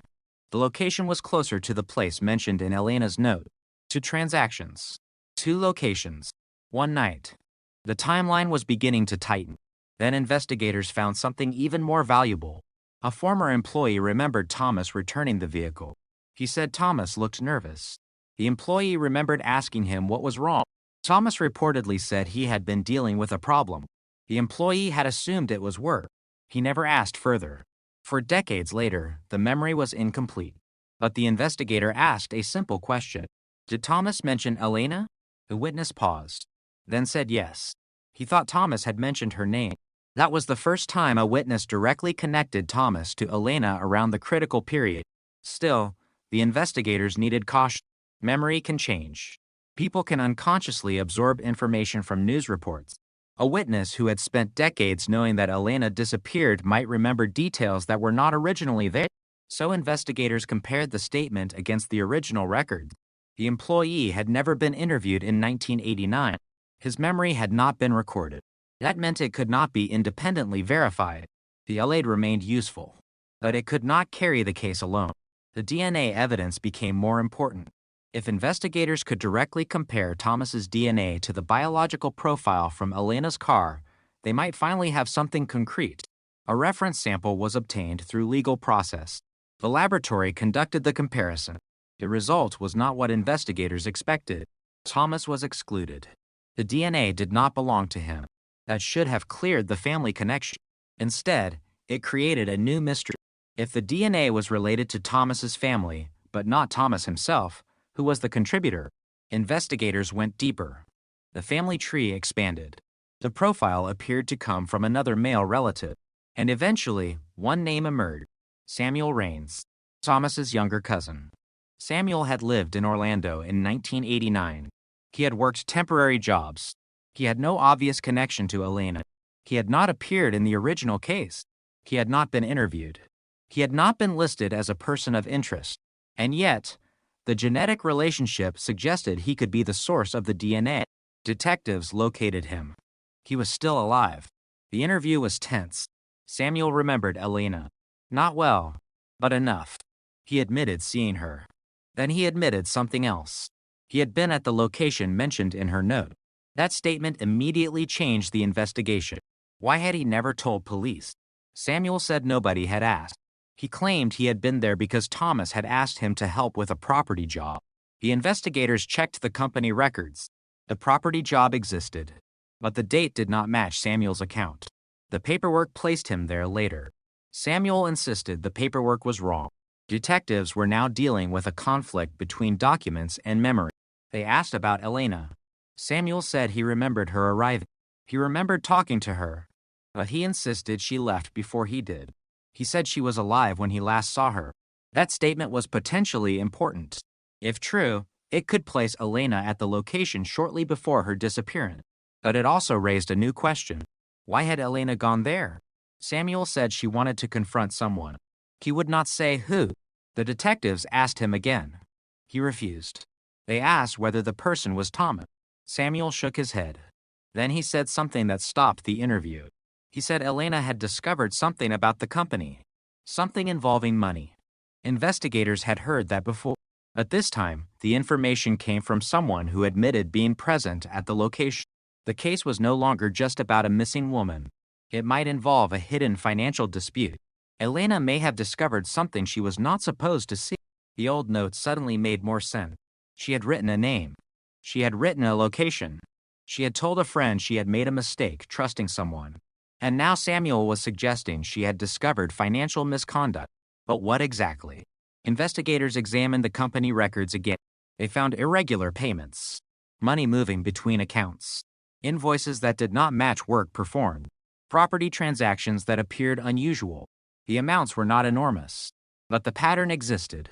And Elena had worked in a medical office. She had no obvious reason to know about construction company finances, unless someone had told her, or unless she had seen something accidentally. The detectives asked former employees whether Elena had ever visited the company office. One remembered seeing her. Another remembered her asking questions. A third remembered Elena arguing with someone. The name was not recorded, but the description matched Thomas. The investigation was becoming increasingly complicated. There were now multiple possible motives: financial conflict, personal conflict, fear, relationships, and perhaps an attempt to hide something. But none of them had been proven. Investigators had to determine whether Elena's disappearance was actually connected to the company. The strongest clue was still the location. Why had Elena gone there? Why had she written about it? Why had multiple people connected to the company been there? And why had the dark sedan been nearby? The detectives returned to the abandoned vehicle. They reviewed the evidence photographs, the back seat, the floor, the doors, the trunk, everything. Then they noticed something that had been overlooked in the original photograph, a small mark on the rear passenger door. At first, it looked like dirt. When the photograph was enhanced, it appeared to be a partial fingerprint. The original investigators had never processed it. The image quality had been too poor, but modern enhancement techniques could potentially reveal more. The photograph was sent for forensic analysis. The fingerprint was incomplete. Still, several ridge characteristics were visible. The question became whether they could be compared to anyone. Investigators already had potential suspects: Thomas, Samuel, Daniel, and others connected to the company. The fingerprint could potentially eliminate some of them. The examination took time. The investigators waited. Meanwhile, the DNA profile was still being studied. The biological material had already led them toward the Raines family. But if Samuel was the contributor, what did that mean? DNA on a piece of fabric did not prove murder. It could have been deposited during an ordinary encounter. Samuel could have touched Elena's belongings without harming her. The investigators knew that. They needed evidence showing what happened after the contact. That meant returning to the timeline. Samuel claimed Elena was alive when he left. The question was when. He said it was before sunset. Another witness remembered seeing Elena later. That witness described the same dark sedan. The timeline was narrowing. And then investigators discovered something disturbing. The dark sedan had been seen again after Elena's car was abandoned. A witness reported seeing it near a rural access road outside the city. The location was not connected to Elena in the original case, but when investigators mapped it against the newly discovered information, the route became significant. It was possible to travel from the location in Elena's note to the road in less than an hour. That did not prove anyone had done it, but it was possible. Investigators drove the route themselves. They recreated the timing. They compared distances. They checked old maps. Some roads no longer existed. Others had changed. But the route remained plausible. The investigation was now focused on a chain of events. Elena leaves home. She encounters someone. She reaches the unknown location. The company vehicle is present. Something happens. Her car is later abandoned, and she disappears. The question was what happened between those points. That was the missing chapter. Then the fingerprint report arrived. The partial print could not identify a person with certainty, but it could exclude one. Daniel Voss was ruled out. So was Thomas. Samuel remained unresolved. That was enough to keep him under scrutiny. But detectives still lacked the final connection. They needed to know whether Samuel had any reason to harm Elena, and that answer came from a source nobody expected: an old letter. It had been written by Elena only days before she disappeared. The letter was addressed to a friend. It had never been mailed. Inside were several lines describing Elena's fear. She wrote that someone had been threatening to expose her. Not threaten her life. Threaten to expose something about her. Something personal. Something she did not want her family to know. The letter did not name the person, but it contained a phrase. A phrase that matched wording found in another document. An invoice. The same phrase appeared in a note connected to the company. Now investigators had a possible bridge between Elena's private life and the financial records. The story was no longer simply about a mysterious disappearance. Elena may have discovered a secret. She may have tried to protect herself. She may have trusted the wrong person. And somewhere in the middle of that fear was the reason she went to the location that night. But there was still one question that refused to disappear. Who was she trying to confront? The answer was buried inside another forgotten document. And when investigators found it, the name on the page would force them to reconsider everything they thought they knew about Elena's final night. The document was only 3 pages long. 3 pages that had survived almost 4 decades inside a storage cabinet nobody had opened in years. There was no confession, no photograph, no map marking a grave, no direct accusation, just numbers, names, dates, and handwritten notes. But one line stopped the investigators cold. It contained the name of a company executive who had never appeared in the original disappearance investigation: Richard Hale. In 1989, Hale was one of the senior figures connected to the contracting business that employed Daniel Voss and several members of the Raines family. He had never been considered a suspect. There had been no reason to consider him one. He was successful, respected. He owned property. He donated to local causes. He had a reputation for being careful and professional. And according to the original records, he had never known Elena personally. The new document suggested otherwise. Elena had written his name. Not once. 3 times. And next to the final reference was a short phrase, "Ask him about the accounts." That sentence changed the investigation. The detectives immediately wanted to know what accounts Elena had been referring to. The financial records were pulled again. They found irregularities. Payments made to shell companies. Invoices for work that could not be verified. Property transfers involving addresses that had no obvious connection to the company. None of it was automatically criminal. Businesses can have complicated finances, but Elena had apparently noticed something, and she had been frightened. The investigators now had a possible motive for her secrecy.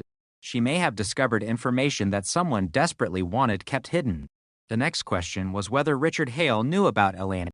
The answer came quickly. He did. A former employee remembered seeing the two together. Another remembered Elena asking questions about Hale. And a third remembered something much more disturbing. Elena had once asked whether Hale had a private office away from the main company building. That question had seemed strange. Now it was critical. Investigators searched property records. Hale had owned a small office building outside the center of Orlando. It was not listed prominently in the company's public records. The building had been used for storage and private meetings, and it was located close to the place Elena had written in her note. Suddenly, the mysterious location had a possible explanation. Elena had not simply gone there randomly. She may have been going to meet someone connected to the company, someone she believed could explain what she had discovered. The investigators needed to determine whether Hale had been there on the night Elena disappeared. At first, his records appeared to place him elsewhere. He claimed he had attended a dinner with business associates, but the restaurant records showed something strange. The reservation existed. The dinner had happened. But Hale had left earlier than he claimed. A witness remembered him leaving before the main course. That created a gap. Not proof. A gap. Investigators checked the route between the restaurant and the private office. It was short. Very short. Hale could have traveled from one location to the other and returned without anyone noticing. But again, possibility was not evident. The case needed something stronger. The detectives began examining Hale's phone record. Most of the original records were gone, but a few billing documents remained. One showed a call made to Elena's workplace. The date was significant. It was 2 days before she disappeared. The call lasted less than a minute. Hale's name was not recorded, but the number belonged to his private office. The receptionist remembered receiving the call. She had assumed it was business. Now she remembered that the caller had asked for Elena by name. That was important. Hale had claimed he barely knew her, yet someone from his private office had called her. The investigators confronted him. His response was immediate. He said he did not remember making the call. He said employees used his office. He said anyone could have made it. That was possible. But detectives noticed something else. Hale was becoming defensive. He asked why investigators were reopening a case that had been dormant for decades. That question itself was not suspicious. Many innocent people would ask the same thing. But then he made a mistake. He referred to the location in Elena's note. The detectives had not mentioned the location.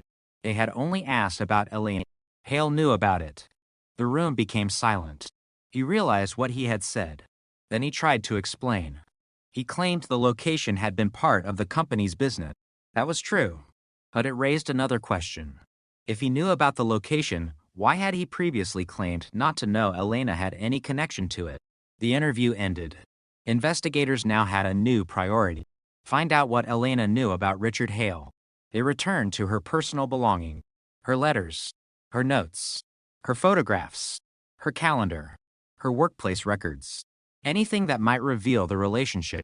One photograph showed Elena standing outside a company event.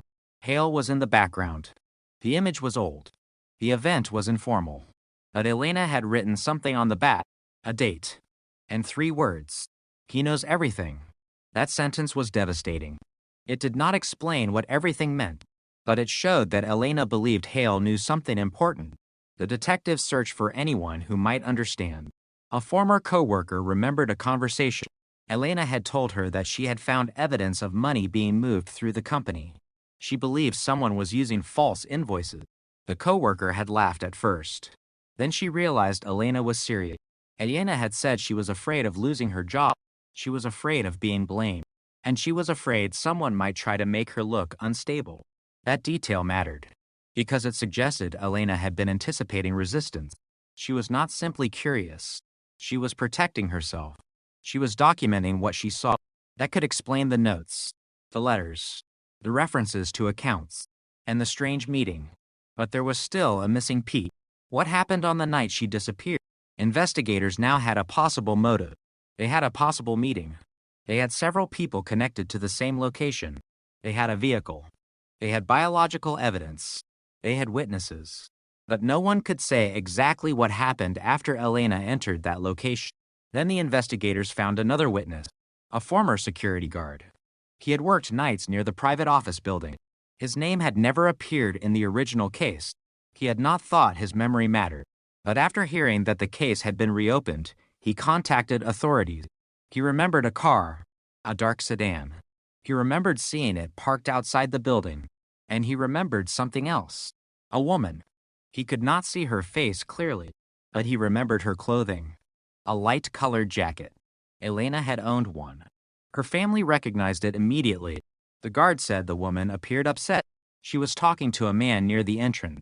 The man was taller, dark hair, business clothing. The guard could not identify him, but he remembered the woman raising her voice. Then he heard something, a crash, a loud metallic sound. The guard looked toward the building. The two people had disappeared from view. He assumed they had gone inside. He did not call police. Why would he? Nothing had obviously happened. No one was screaming. No one appeared injured. It was simply an argument outside an office. But now the memory had become critical. The investigators asked him to describe the time. He could not give an exact minute, but he remembered the television program playing in the security booth. They checked the broadcast schedule from that night. The window narrowed.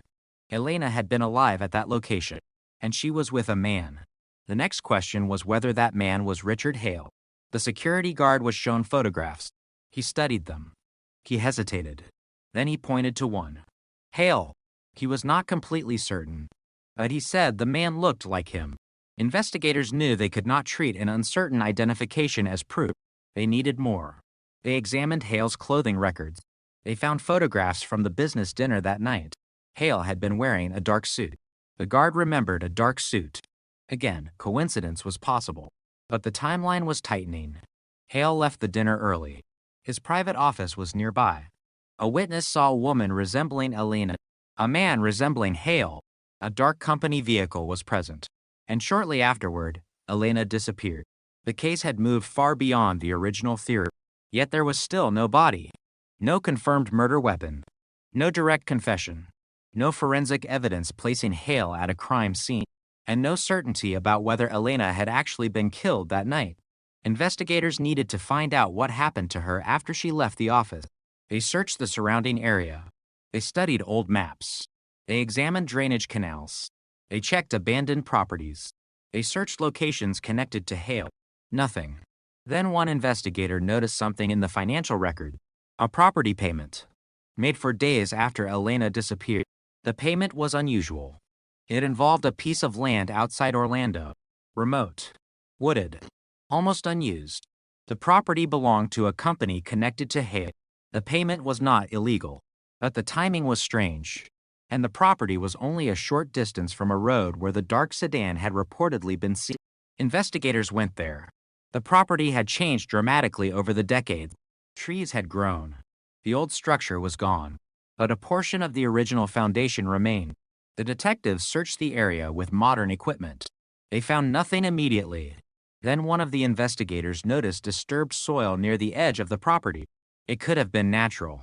Animal activity. Rain. Construction. Anything. But the location was documented. A forensic team examined it. No remains were found. No weapon. No clothing. Nothing that could immediately connect the site to Elena. The search appeared to be another dead end, until investigators expanded the search area. Several yards away, beneath layers of debris, they found a small metal box. Inside were old documents, receipts, a key, and a folded piece of paper. The handwriting was not Elena's. The paper contained a list of dates. One date was circled, October 17th, still 1989, the day after Elena disappeared.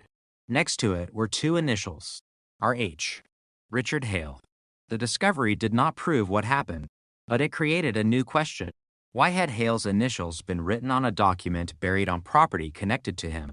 The investigators photographed everything. The paper was preserved. The key was examined. The receipts were cataloged.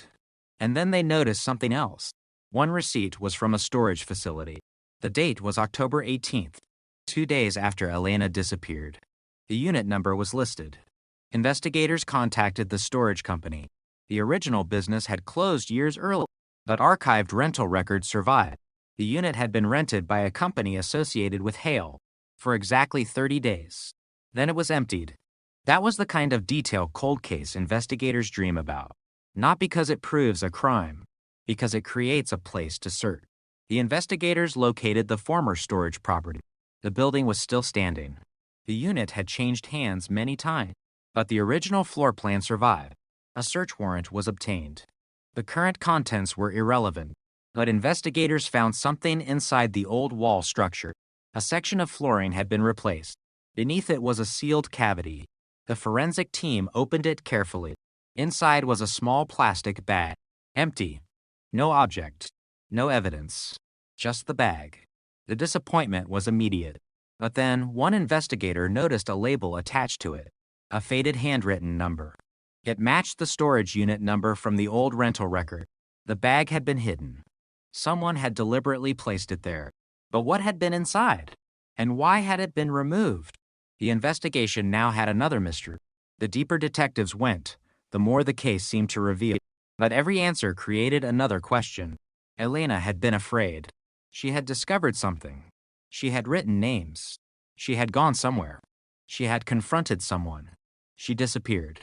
And afterward, someone began moving documents and property. The evidence was still incomplete. But the story was no longer silent. For the first time, Elena's final days could be reconstructed as a sequence rather than a collection of unrelated facts. She had been searching for something. Someone knew she was searching. And someone had a reason to make sure the information disappeared. The detectives now had to determine whether Richard Hale was that person. But before they could confront him again, they needed one final piece. The biological evidence. The DNA profile from Elena's car had led investigators toward the Raines family. But if the sample belonged to someone who had been helping Hale, it could reveal a completely different story. The laboratory was asked to examine the profile again.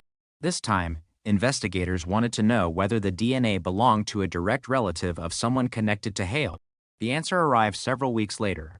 It was not a direct match, but it suggested a relationship, a distant one. And the name connected to that relationship was not Thomas, not Samuel, not Daniel. It was someone investigators had never considered, someone who had worked at Hale's private office, someone whose name appeared in an old employment ledger, someone who had disappeared from Orlando shortly after Elena vanished. His name was Patrick Cole. And suddenly, the investigation had a new direction, because Patrick Cole had not simply left town. According to an old record, he had left Florida 3 days after Elena disappeared. He had never been interviewed. He had never been listed as a suspect. And the last person to sign the company vehicle log before Elena vanished was Patrick Cole. The cold case had just opened another door. And behind that door was a man who had spent decades believing the past would never find him. Patrick Cole had spent almost 4 decades believing that Elena Mercer belonged to the past. He was wrong. The investigators found him living in another state, far from Orlando, far from the company that had once employed him, and far from the disappearance that had followed him without his knowledge. His name had never appeared in the original headline. It had never been printed beside Elena's photograph. For years, nobody had asked where he was on the night she vanished. Nobody had asked why he left Florida 3 days later. Nobody had asked why his name appeared on the vehicle log. And nobody had asked why a genetic profile recovered from Elena's abandoned car appeared to have a distant connection to him. Now detectives had all 4 questions. The first interview was conducted without accusation. Patrick was older. His hair was gray. His movements were slower. He lived quietly. There was nothing dramatic about the man investigators found. That made the situation more unsettling, because cold cases rarely look like the headlines after 40 years. The people inside them age. They build families. They change careers. They move. They become grandparents. The past becomes something they believe belongs to another version of themselves. When detectives mentioned Elena's name, Patrick went silent. Not for a second. For several seconds. Then he asked a question. Is she still missing? The investigators knew immediately that something was wrong with that answer.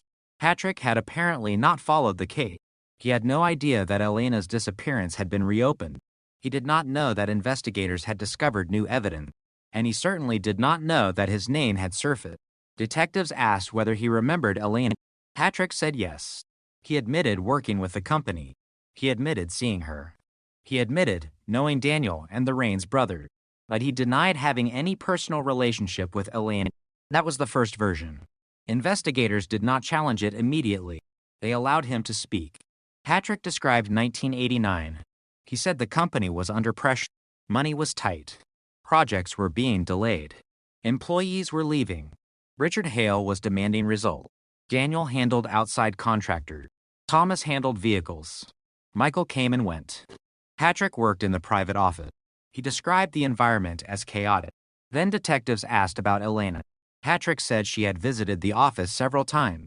That contradicted what he had told them moments earlier. He had first said he barely knew her.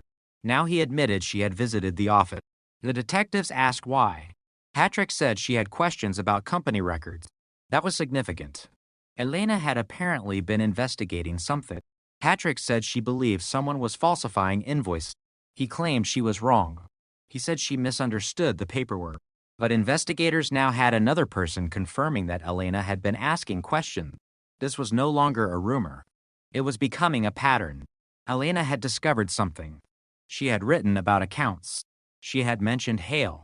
She had visited the private office. And she had apparently confronted people connected to the company. The investigators asked Patrick whether he knew Elena was frightened. He said yes. That answer was devastating. Because if Patrick knew Elena was afraid, then someone inside the company knew too. The question became who.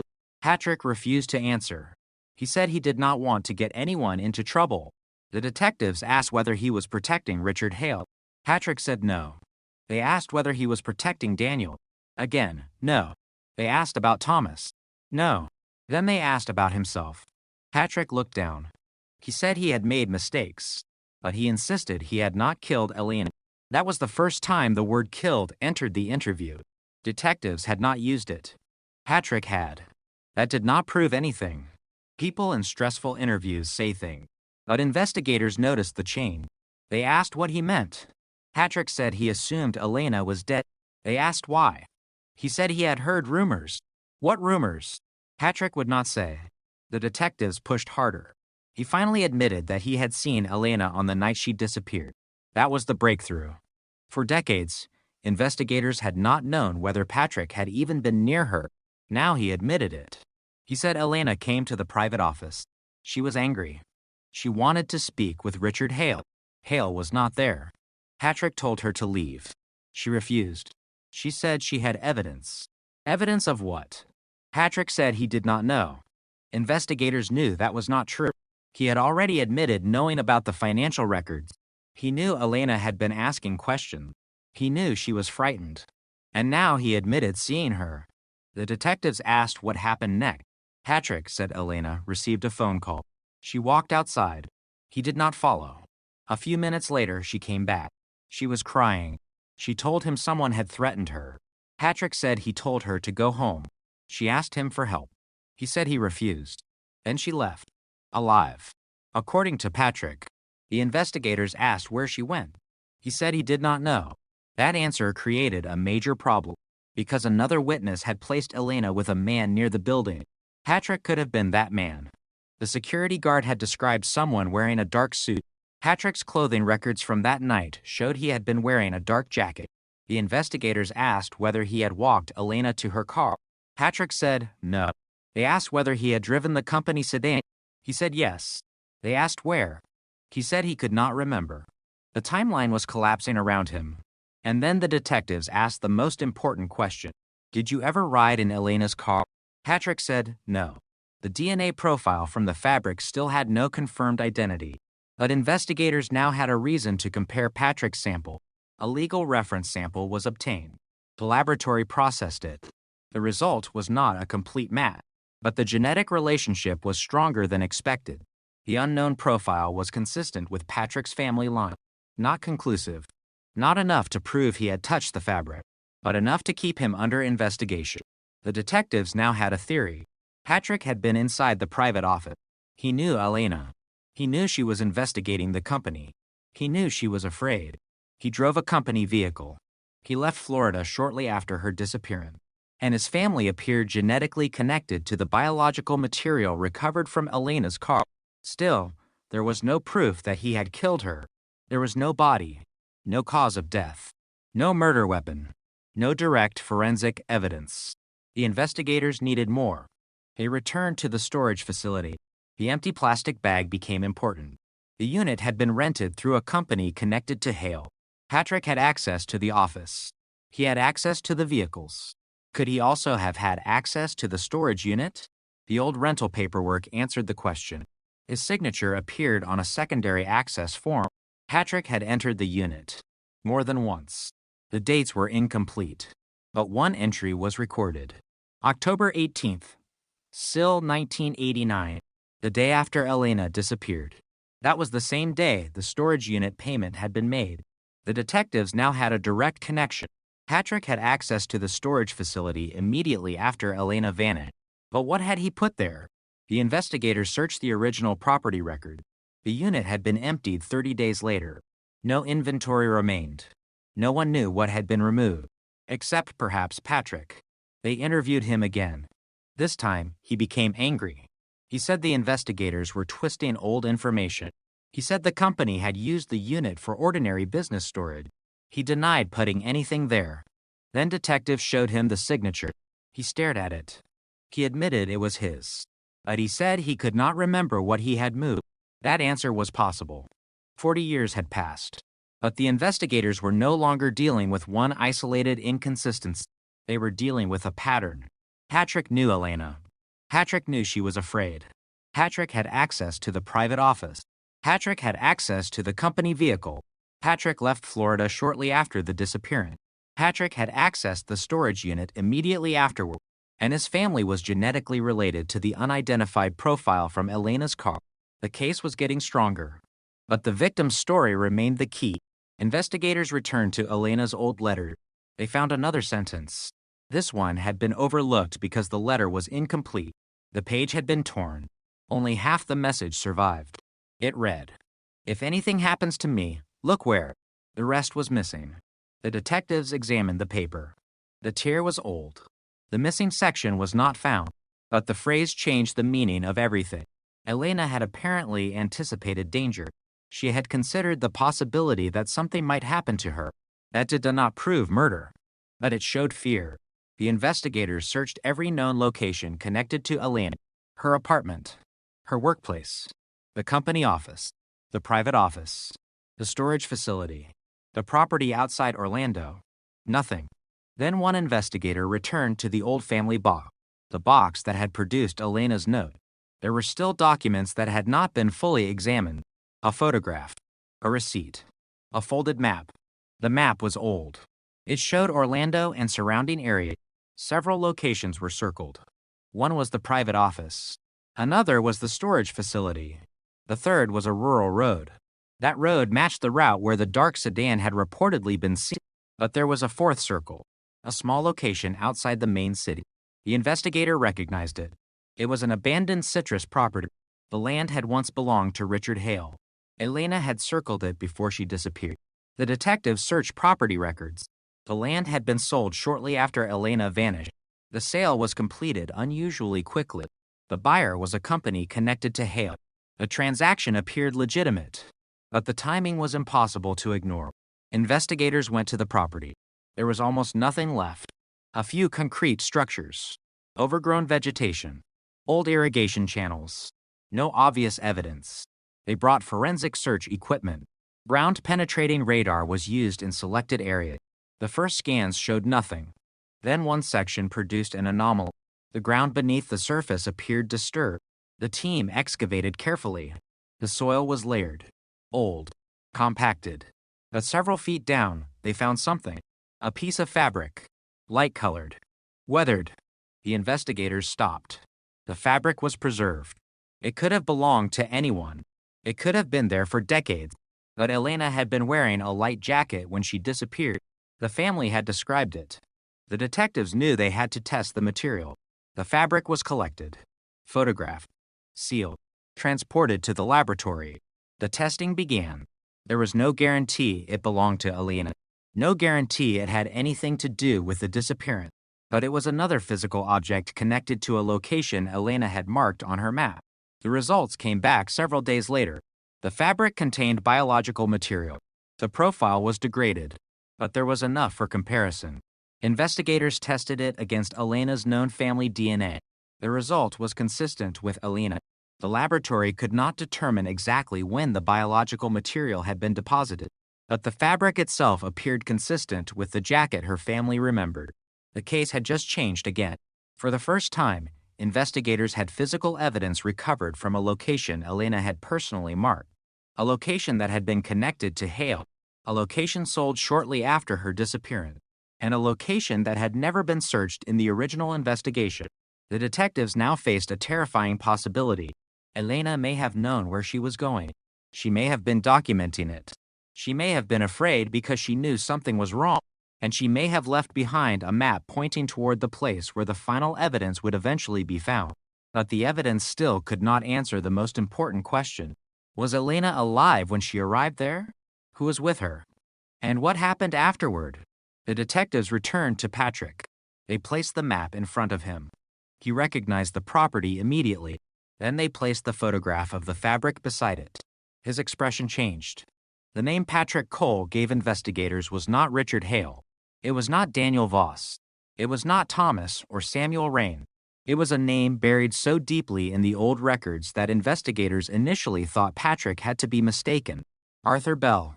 In 1989, Bell had worked as an accountant for one of the companies connected to Richard Hale. He was not a field employee. He did not drive company vehicles. He rarely appeared in photographs. His name existed mostly on financial documents, invoices, bank transfers, tax records, internal correspondence, the kind of paperwork most people would never remember. Patrick claimed Bell had been waiting at the citrus property when Elena arrived. He said Bell was angry. He said Elena carried a folder, and he said the folder contained copies of financial records that could expose the company. Investigators immediately asked the obvious question. Why had Bell never appeared in the original investigation? Patrick said because nobody knew. Then he corrected himself. He said someone knew. Richard Hale. That answer sent detectives back into the old case file. Bell had been interviewed once, but only briefly. The original report described him as a company accountant with no known connection to Elena. He told investigators he had been home the night she disappeared. The statement had been accepted. There had been no reason to challenge it. Now investigators had a reason.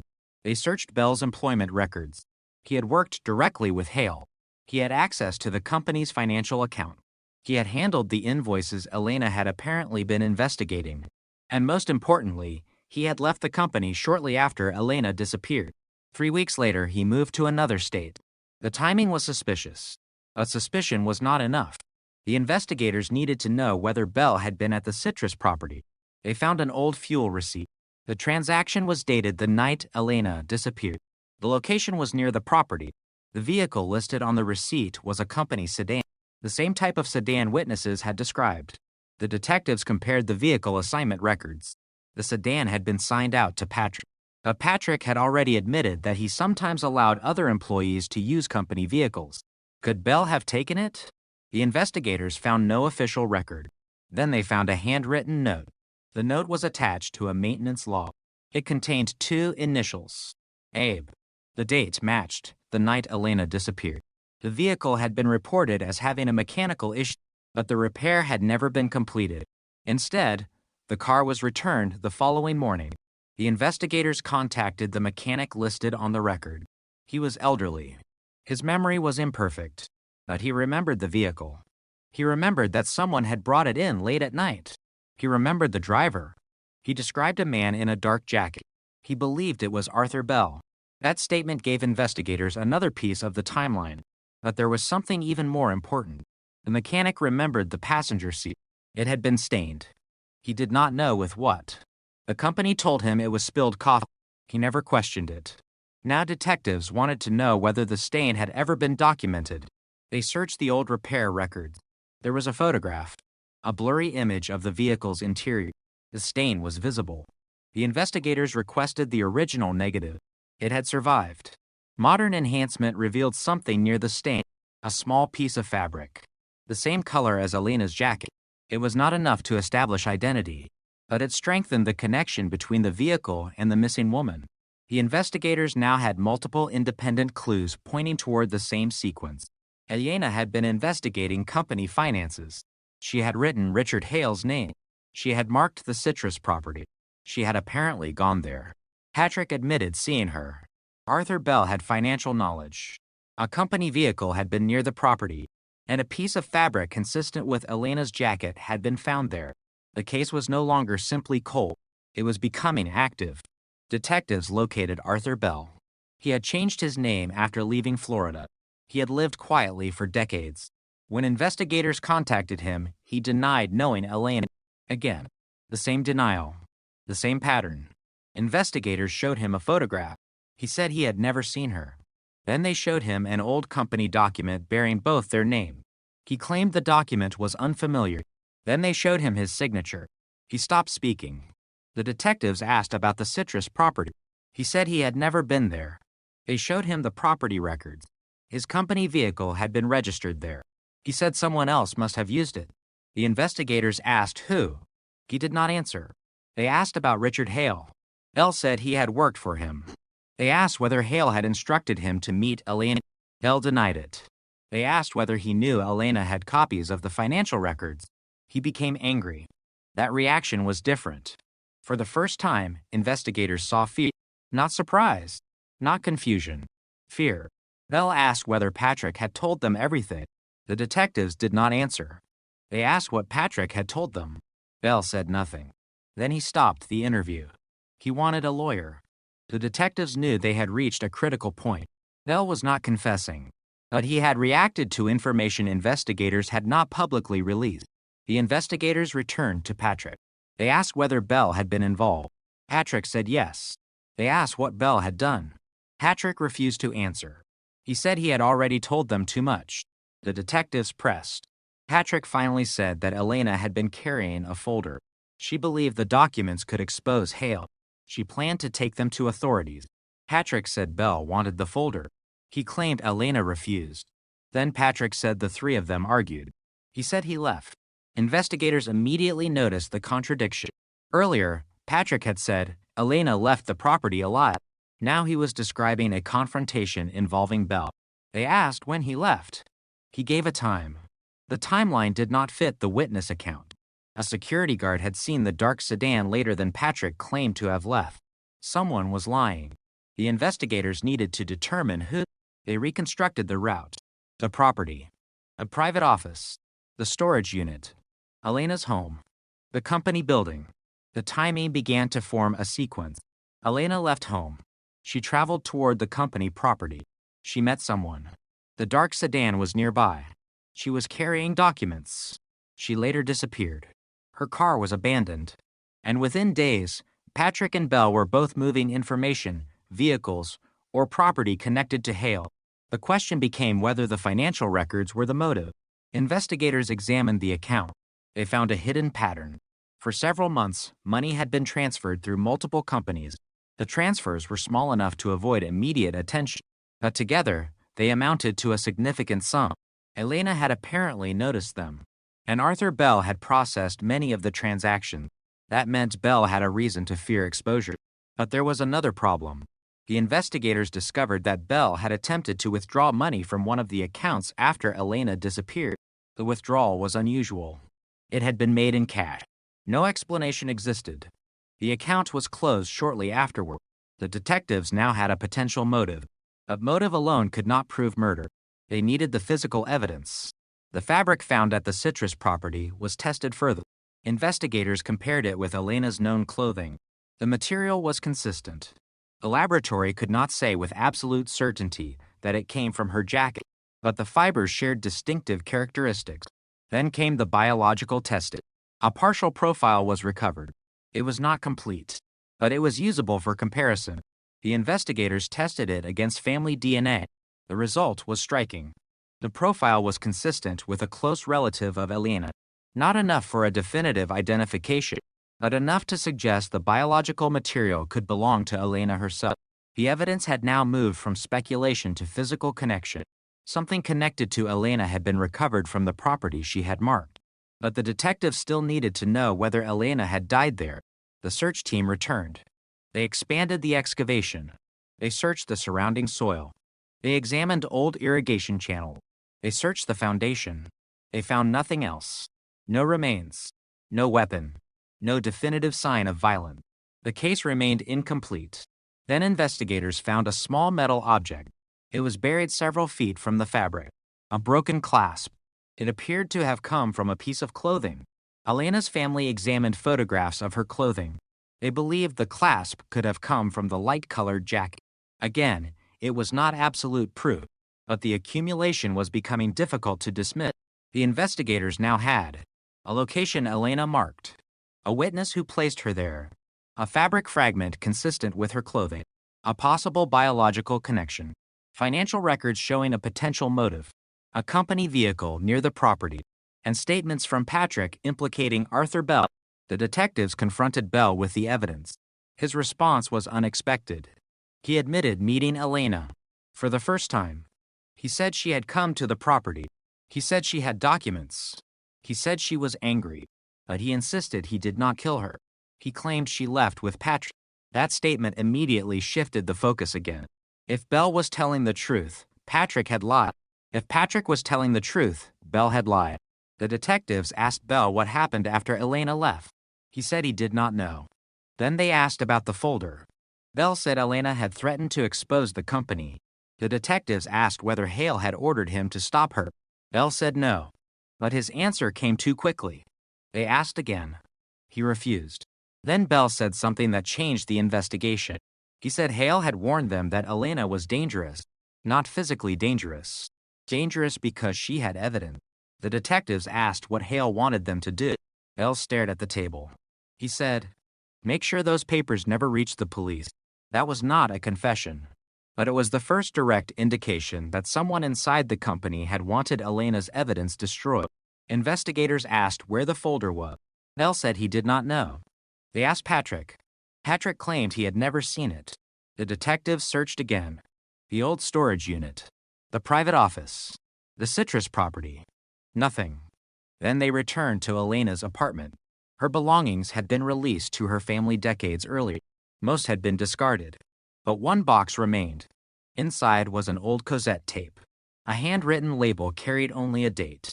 October 16th, Sill 1989. The day before Elena disappeared. The family had never played it. There was no working Cosette player. Investigators digitized the tape. At first, there was only static. Then Elena's voice appeared. Quiet. Tense. She was speaking to someone. The audio was damaged. Several words were impossible to understand. But one sentence was clear. She said she knew who was behind it. Then another voice appeared. A man.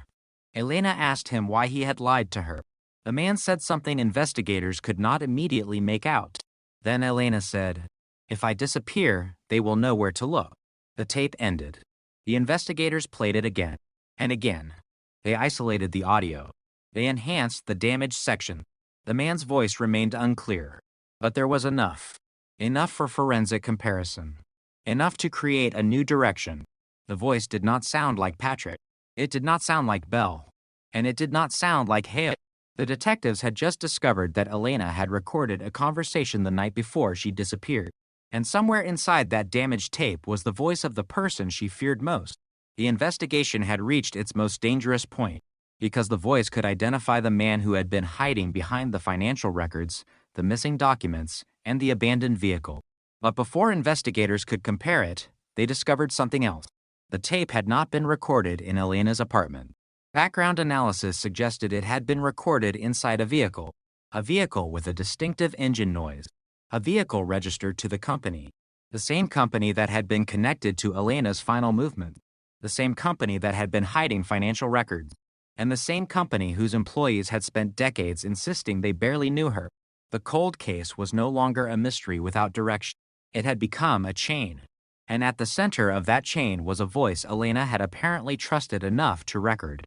A voice investigators were now trying to identify, because if they could put a name to it, they might finally know who Elena was confronting on the night before she vanished. And the answer would bring them closer to the truth than any detective in 1989 could have imagined. For the first time, he stopped denying knowledge of the location. He said Elena had gone there.